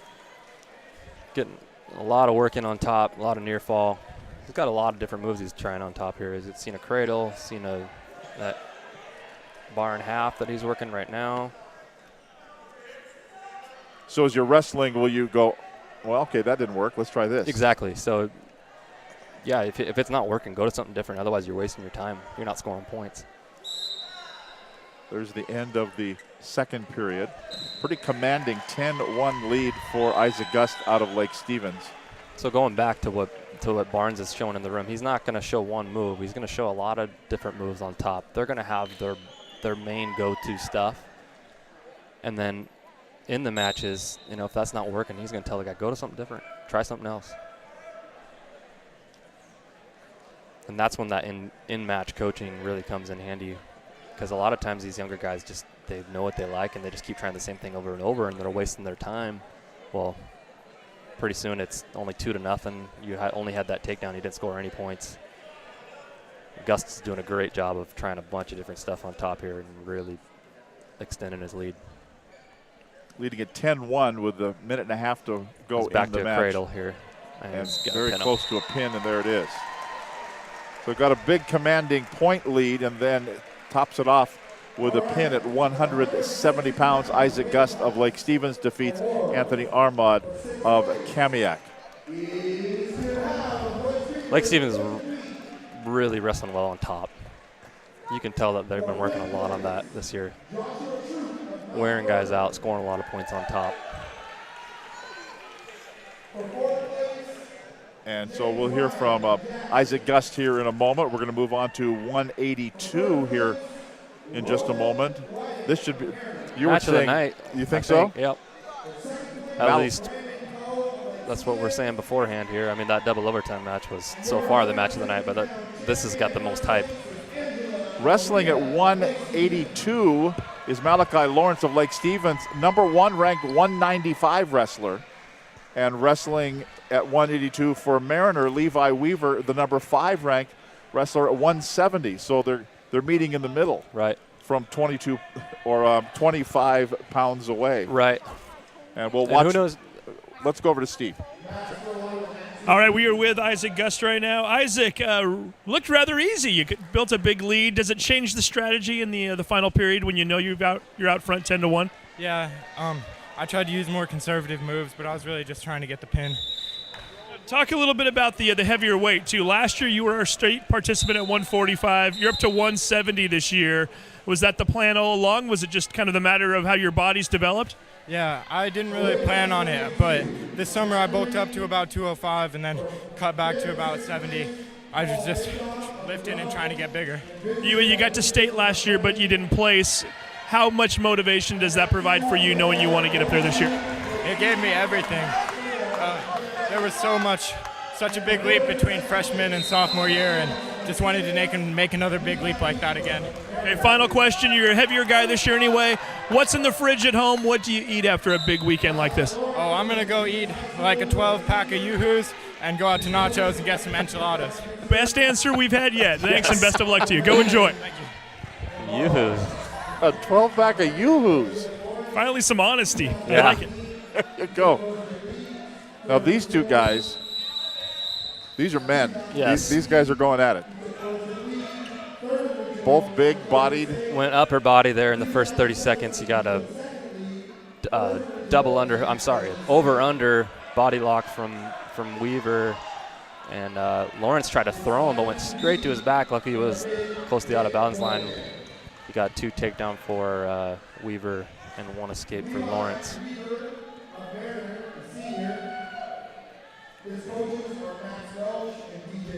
That could have been bad for Malachi there to start the match. Luckily, he was close to out of bounds. So Levi Weaver of Mariner leading at 2-1 with 30 seconds. That's that elbow pass I was talking about earlier from Lake Stevens. I haven't seen much of it tonight, but when I was in high school, that's what they did all the time. So talk about what that move is. So on your feet, you basically just take the webbing in between your pointer finger and your thumb, and you just put it right on his elbow and pass his elbow by to open him up. Basically just takes his defense away, takes his hands away, opens up the side of his body, and you can shoot. It was interesting, just as they were getting together here a couple of seconds ago, Levi Weaver looked up, looked over at the timer, and went back down. Did you ever do that? Did you look at the clock? You're taught from at least I was taught from a young age to not do that. Especially this early, I don't know what he's looking at the clock for. Maybe in the third period, if you're winning, you might take a glance at it. I did that in the state finals my senior year. Was just waiting for that clock to tick down. But yeah, coaches teach you not to do that. I don't know why he's doing that in the first period. Hey, Tom, I wanted to inject here. These are the first 2 that really make me nervous for the equipment. Yeah. Rule number 1, protect the gear. As we're close, we're right here, Matt's side. Yeah, if these 2 guys get ahead of steam up, get out of the way. No kidding. Yeah, you're in the linebacker area here with these 2 guys. Yeah. Wouldn't be surprised if one of these, or not both of them, play football. Yeah. It's Malachi Lawrence of Lake Stevens, Levi Weaver of Mariner. They're going to give a point. It'll be 3-1 now for Weaver. Weaver out of Mariner. Thought Malachi was going to be working on top there like the rest of his teammates have been doing all night, but Levi got back up to his feet after being totally flattened out. Nice shot. Nice seat drop, good finish. Tie match. 3-3 tie. Yeah, he went. They're both out of bounds, so they will go back in. Did he surprise Weaver there? Yeah, I imagine. He got taken down. Fairly quickly. Yep. Ankle ride.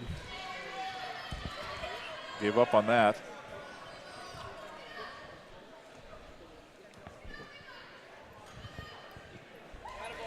Oh, 1-point escape.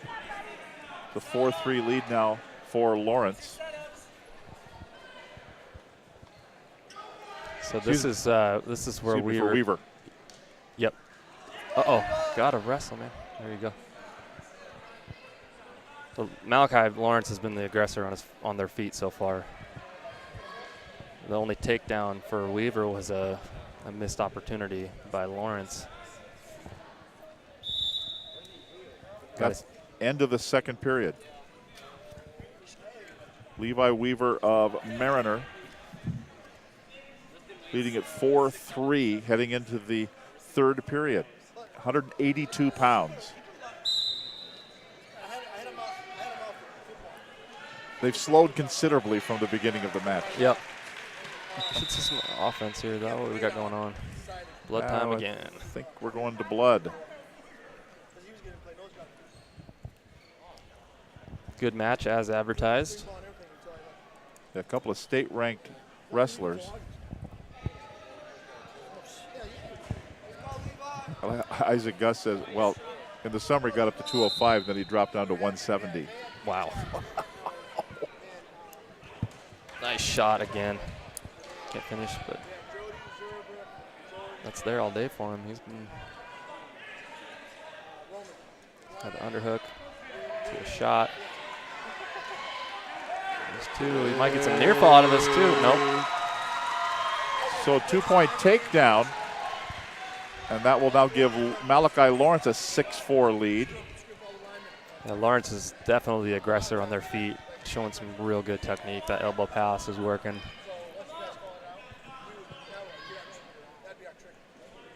If Weaver gets back up to his feet here, he's going to have to turn it up a little bit. Start trying some stuff.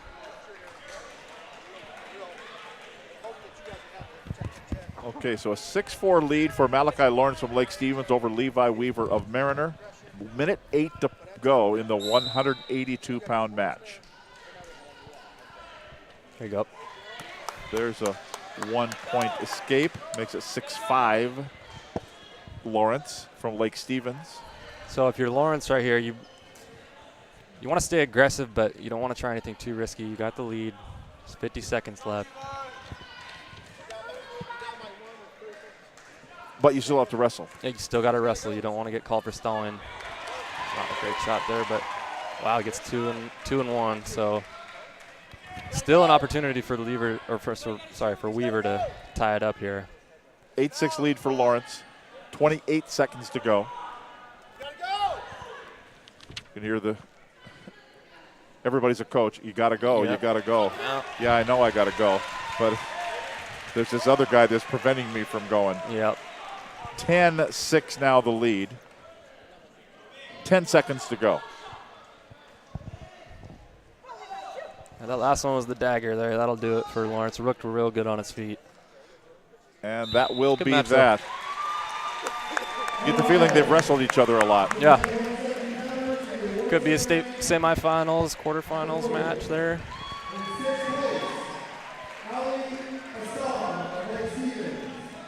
Tired-wise, is it harder at a district league level or down at the Tacoma Dome? Number of matches per day, that kind of thing. Is there more time between at the Matt Classic? Yeah, so 16-man bracket at the Matt Classic is split up into 2 days. So hypothetically, if you're in the championship bracket the whole time, you're only wrestling 4 matches in between 2 days, as opposed to today, you'd be wrestling 4 matches in 1 day. Yeah. That being said, it's the postseason. You should have your stamina up. You've done tournaments all year, so yeah, you should have your stamina up by now. It shouldn't be gassing unless you're going into double overtime like those guys are there. At that point, all bets are off, right? Right. Whoever's left standing. So we're going to hear from Malachi Lawrence here in a moment, as soon as he's composed himself. And we'll make his way over to Steve, and we'll be moving to 195 pounds here in just a moment.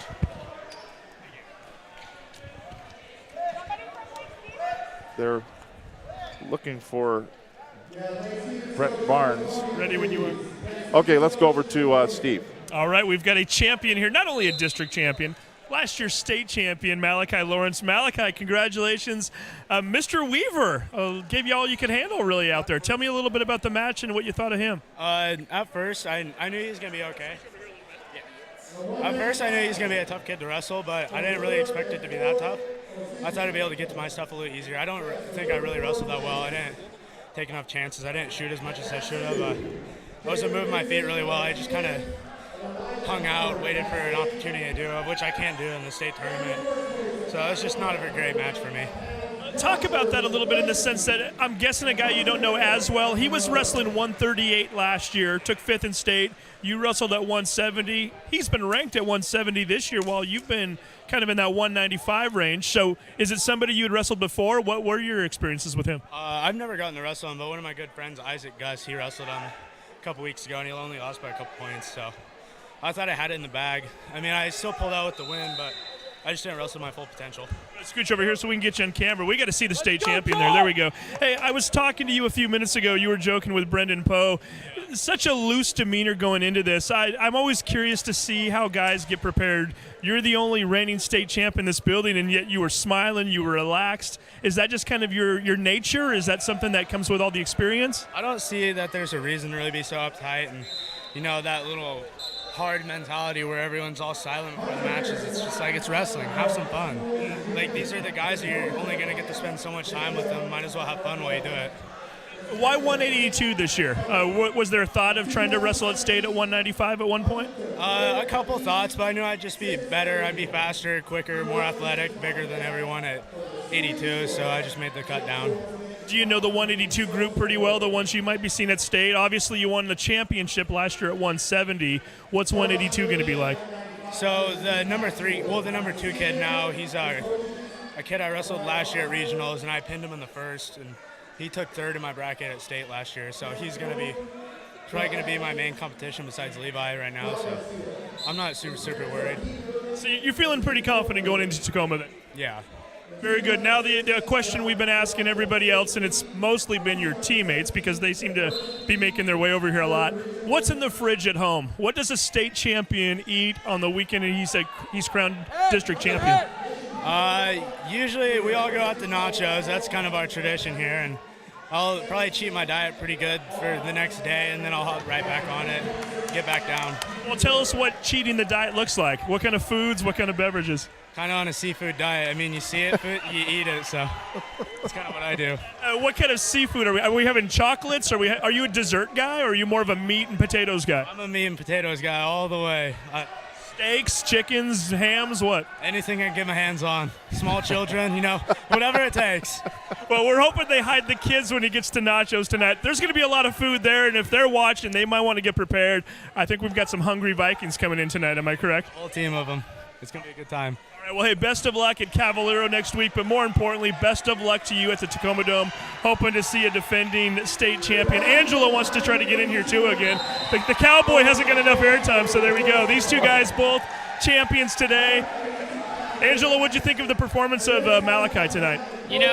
He's my best friend. I've seen him perform miracles, and, I know he's going to take state again this year, and tonight was a really good match.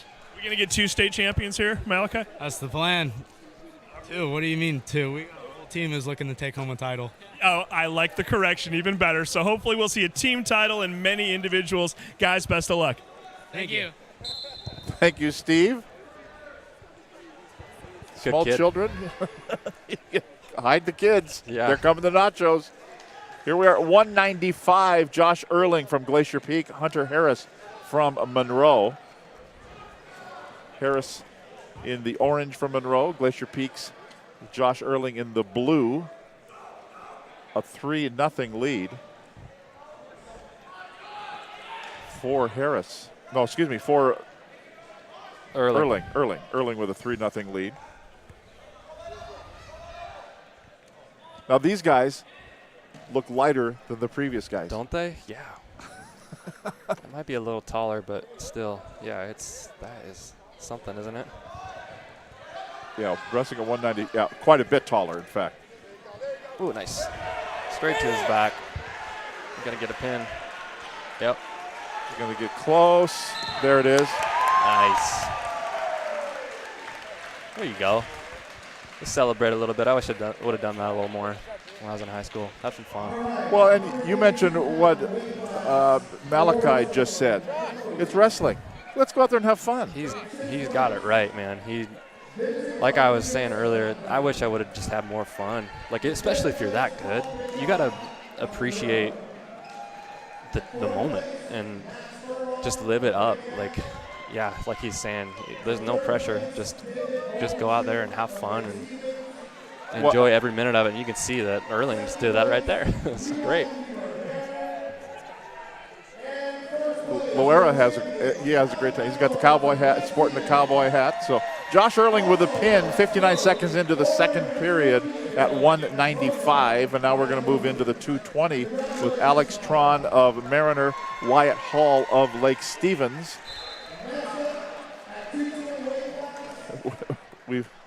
Steve has lost Josh Erling from Glacier Peak. He's right over there. And so he's going to grab him, and we'll talk with him in a moment. Lake Stevens and Mariner set to go here at 220. And I think we're ready for Steve. Let's go. Yeah, that match ended so quickly, I didn't even know who was winning. I wasn't able to see it. Josh, you get the pin in this early second round. Tell me a little bit about the match tonight. Well, I wrestled him before, and I pinned him, but I knew he was just going to wait for me to shoot and just try and catch me. So, I had to play a little conservative, just wait for my opportunity, and I kind of saw it when he tried to tie up and just lifted him, and I just stuck him. So, really fired up, and it was a lot of fun. So, yeah.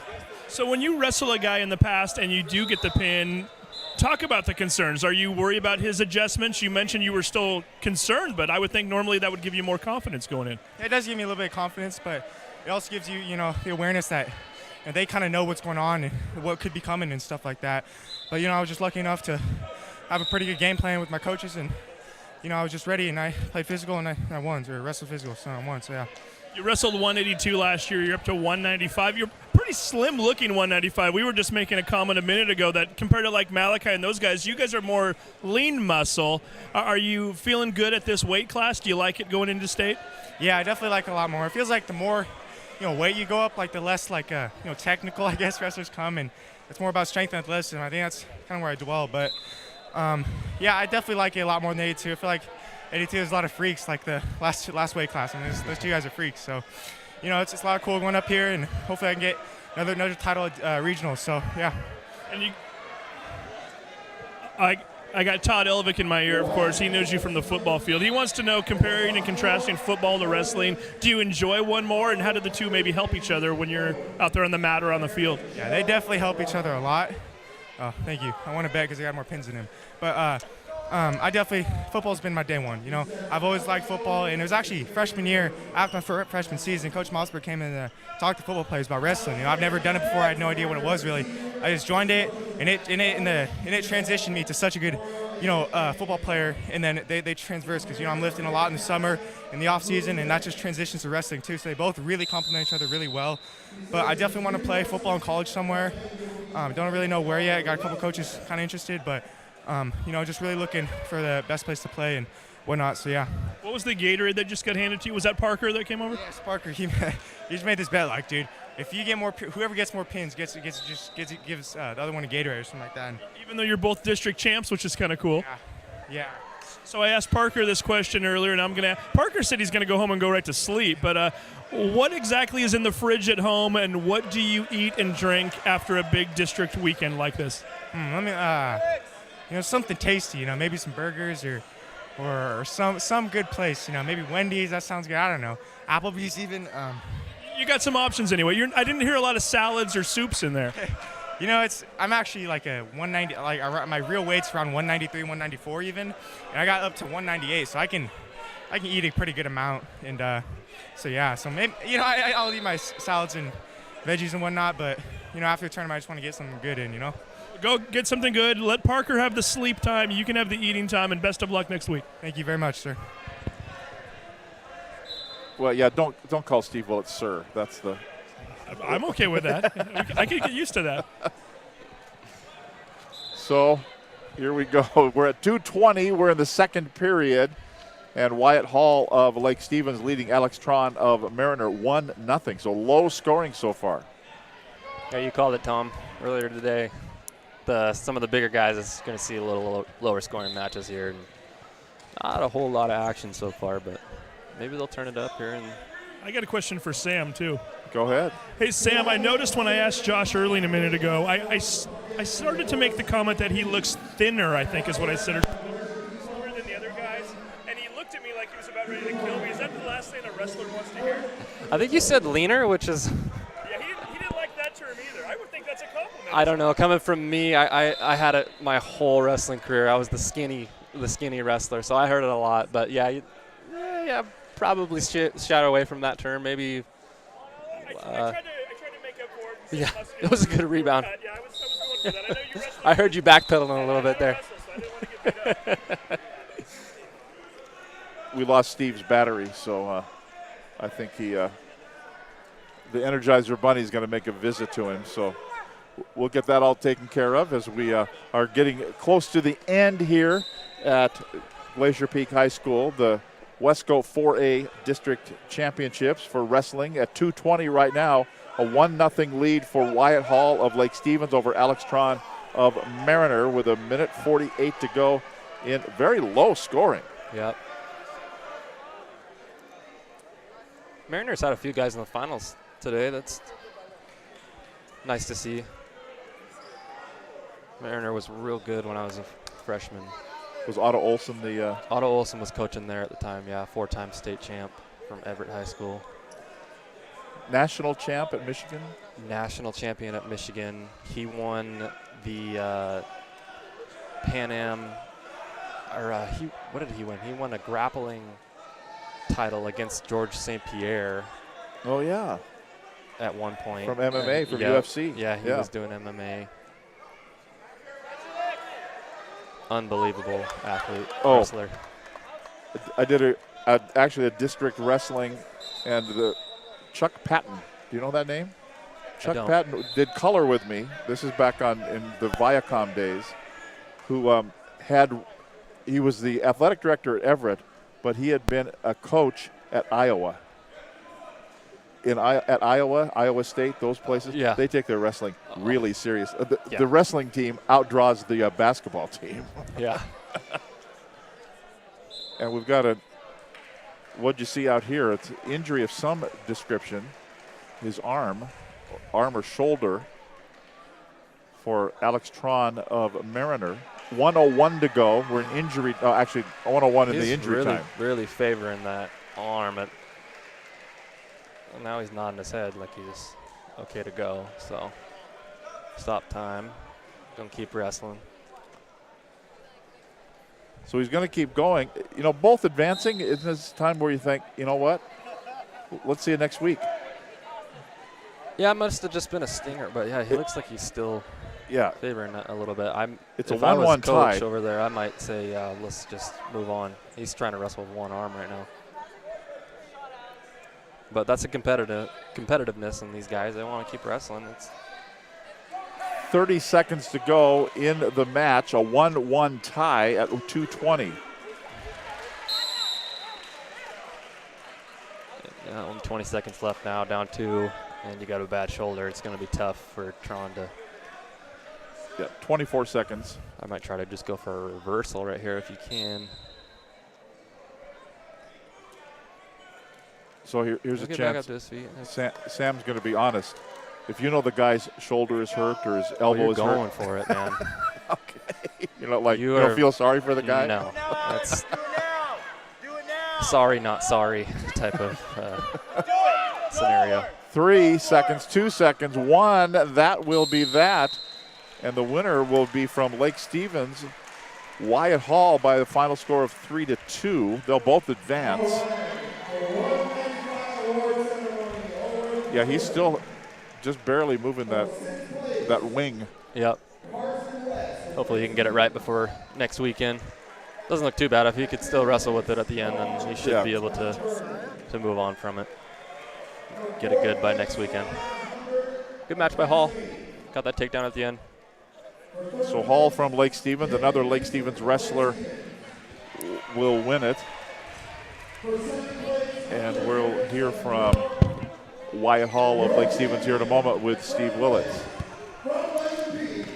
And I think they're ready right now. Let's go to Steve. We are indeed ready. Wyatt Hall is your 220-pound champion. Has a nice ring to it, doesn't it, Wyatt? Congratulations. Thank you. Thank you. Tell me a little bit about the match. 3-2. Points not easy to come by. Did you figure this one was going to go down that way? Yeah. He just beat a kid that I lost to earlier this year. So I knew it was going to be hard coming out here. And I kind of had a feel for him. He wrestled with my teammates, and my teammate said that he was trying to throw a lot. So I was just trying to stay out of that. Stay my 2-on-1s a lot more than normal. Talk about what happens after that injury. You see that Alex is hurt, and you can tell that he's not quite right. At that point in time, I mean, obviously there's a part of us on the sideline that's going, oh, I feel bad for this guy. I would imagine you can't have that mentality. You still have to go for it, right? Yeah. I was just going out. It was tied at that point in time, so I wanted to get out there and score my last takedown and make sure I clinched the match. Were you surprised he kept going, or what would you have done at that point? Because really, both of you have already clinched a spot, right? I would have kept going, I think. I don't think I could stand myself not trying to finish out the match. You got to try to win that district championship, right? Yeah, it gives you a lot better seating in regionals. So. I notice you're not ranked right now in state. Is that motivation for you? Does that just make you want to go after it that much harder? I don't really look at rankings when it's wrestling. I just go out and wrestle my match when I'm on the mat. Smart move. I tried to ask about this earlier, and I didn't get quite the answer. I think there was some confusion in the question.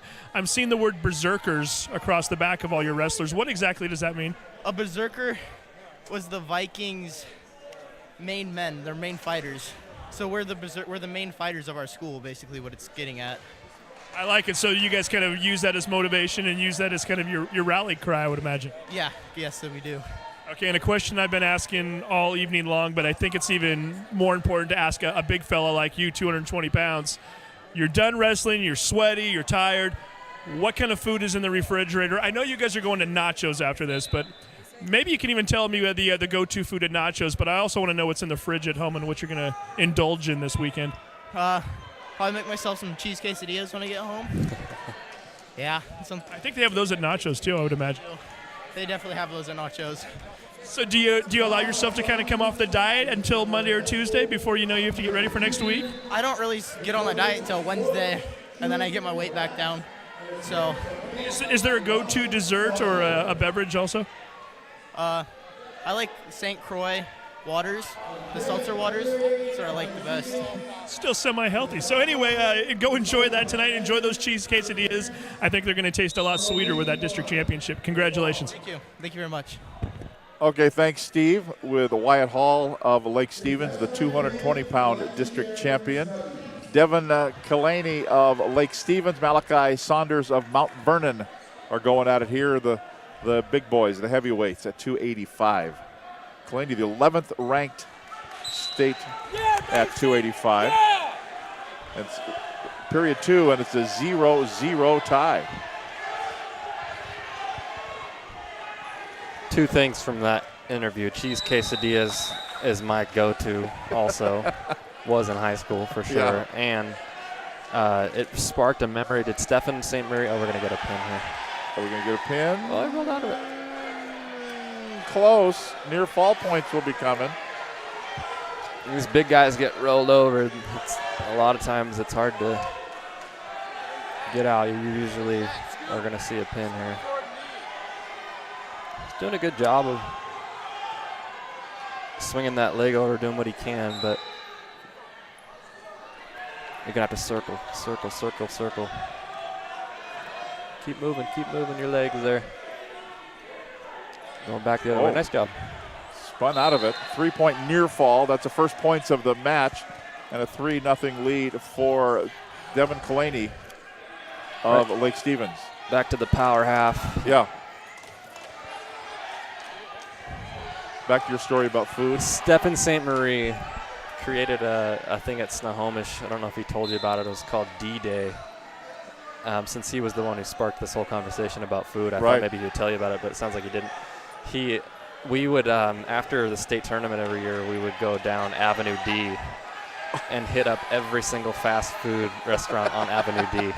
And the rule is you had to get one thing from every fast food joint on Avenue D. So you're talking Jack in the Box and McDonald's and Taco Bell. Taco Time wasn't there at that time. What else was there? Did you go all the way down to the barbecue place? Yep. Okay, we went down to the barbecue place. With the naked pigs outside? Yep. Chuck's Seafood Grotto. Oh, there you go. I just want to mention that, again, if these guys start coming this direction, it's all over. I'm calling the insurance company. Right. They pretty much stayed in the small circle in the center there. Yeah, their stopping distance is a little longer, too, when they get moving. Yeah, that's stopping a Greyhound bus. Yep. Not your sports car like some of the small guys. Uh-oh. He's got some good agility for a big guy. Kalani got the leg split here. See how he's got his leg split? He's going to keep crawling up that body. 7-1 lead for Kalani from Lake Stevens. Mount Vernon's grabbing his own hand, locking his own hands and just laying on it right there to keep him from putting that power half in. Looks like Kalani's still going to get it. You got to keep those legs split. Now he's just going for the half. Just driving him down. Now we're getting close. That'll work there, I think. Oh.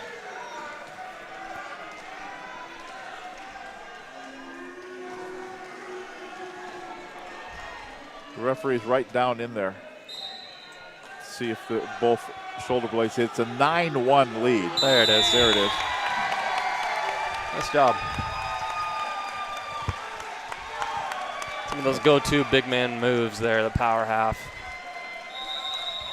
So Devin Kalani gets the pin a minute and 1 into the third period to win it at 285, and that will wrap it up. We'll get a final word from Devin, who will be our final interview of the day at the Wesco 4A District Championship here at Glacier Peak. We're going to get a word with Steve, and then we'll be done for the day. Folks will start heading for the exits and heading for nachos to have our snack. Right, Steve? Exactly. I think this guy, and he's getting some congratulatory chest bumps from Coach there. Hey, I've got to think nacho sounds really good right now to Devin Colaney. Devin, congratulations, a pin at that. Tell me a little bit about the match. Did you know much about Mr. Sanders coming in? Well, I wrestled him in my home duel when he came, and it was like 10-0 final match, but I was on my back for a little bit in that match, so I knew it'd be a tough one to have to outwork him, but that's what I've been practicing for all year. Only a sophomore, correct? So didn't get to state last year, is that correct? So how much would that mean to you your sophomore year to be able to get to the Tacoma Dome? A lot, because it'll help out the team, and every little thing helps, and it'd just be so fun to be there with Malachi and all those guys. I think Coach Barnes has taught you well. You mentioned team first. Is it really that much of an environment where you want to get there for the team more than yourself? Well, it'd just be so nice just to have everyone happy and just be like, just say we won state, and I don't really want any other team to win because I just love our team so much, and we're just so close. It's awesome. Tell me about your year in general. We watched you out on the football field this year, tearing it up, all Wesco. You're only a sophomore. You guys qualified for state out there. You won Wesco. What kind of a year has it been? Did you expect all these things to come your way this quickly as a freshman last year? Well, I just knew like if I kept working, then it would just happen, and so that's what I'm gonna have to keep doing. That's what we're gonna keep doing. I asked Josh earlier a question similar to this a few wrestling matches ago, but also a football and wrestler. How much do the two go hand in hand, and how much do they help one another? They're parallel. They're both equal, and my D-line coach is the heavyweight coach, Matt Leonard, and so it's just awesome because when I'm when I play football and I'm doing good, he's happy, and then when I'm wrestling and I'm doing good, he's happy, and it's just perfect. I know you guys aren't in the same weight class, but having a guy like Malachi Lawrence and having him out there, and I can imagine he's probably quite the mentor to some of the younger wrestlers. What has he meant to you and some of the other guys, the upperclassmen, in terms of helping you to grow in this sport? They've been awesome. They've been right there, and they've been teaching us like what it's like to win and what it's like to lose too sometimes, telling us that we don't want to feel like that feeling. And he's awesome because he was like my neighbor growing up, and I was like, you're big, because he like had a bench set up in his garage, and he was just always so big. It's awesome. Very nice. So maybe Malachi and Devin both getting to the T-Dome this year, and maybe both winning some hardware. We'll hope and see. And got to ask you, too, the final question. It's a big one. What's in the fridge at home? What does a guy like you eat after a big weekend like this? I know you guys are going out to nachos. We've heard that time and time again. Maybe you can tell us what you're going to have there, and then what are you going to have later on at home? Well, later at home when I get home, my mom made pad thai the night before, so I'm going to have some pad thai, and there's like gallons of chocolate milk. So pad thai and chocolate milk is what I'll have. Is that a staple in the house at home, or is that something special for districts? She can cook. So like every other week it's something new and something awesome. So yeah, it's just great. And then what's the go-to meal at Nachos, or do you have one? I don't know. I've never been to Nachos too much. I just go when we go. So whatever they put in front of you. Yeah. Do you, a guy like you, the heavyweight, do you have to worry about diet as much as some of the other guys? What's the regiment like leading up to even, say, regionals next week or perhaps into state? Well, I'm a little bit underweight, so I just make sure my diet plan is like not to eat in front of everyone else. So I don't want to make them feel bad. So I just eat when everyone else is eating, I eat a lot, and then I sneak away and eat a little bit more. I think that explains why he's going to maybe not eat quite as much at Nachos and then go have mom's food at home. Hey, congratulations again. Big match for you today. District champ, has a nice ring. Hopefully we'll be talking about you for the next couple of weeks. Best of luck. Thank you. Okay, thanks very much, Steve. So, Sam, let's talk about now the journey that these guys have that are going to regionals and then the next step to the state. How much tougher does it get, the competition as they go along? Yeah, I mean, it's every weekend's just a little bit tougher than the next. This preparation for the next week is going to be pretty light. Their practice is going to be light. They're not going to go too crazy. Nobody's trying to get hurt. And does it get different? These are the guys you've wrestled all year long at dual meets and all that. Does it get different now that people start coming in that you don't even know where the school is? Right. Some of them know each other from the off season. Like you heard earlier, But a lot of them you don't know unless you saw them at a tournament this year, especially with them being so far away. You're not even going to some of those same tournaments. These schools, Auburn, Riverside, Auburn, Mountain View, Decatur, you probably haven't seen them all year. So it'll be something that they're going to have to deal with, wrestling somebody for the first time. Lake Stevens does film. They like to watch some film, which is crucial.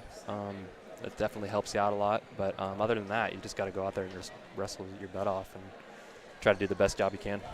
So the team title will go to Lake Stevens as they got a whole bunch of wrestlers heading into the regionals as well. Sam, thanks for doing this. Thank you, Tom. Had a blast. We had a good time. Steve Willits for Todd Elvig and for Sam Otto, thanks very much. We will see you next time. The 2018 Matt Classic is at the Tacoma Dome on Friday and Saturday, February 16th and 17th all day long. This has been the 2018 Western Conference 4A Wrestling Tournament from Glacier Peak High School. I'm Tom Lafferty. Good night, everybody.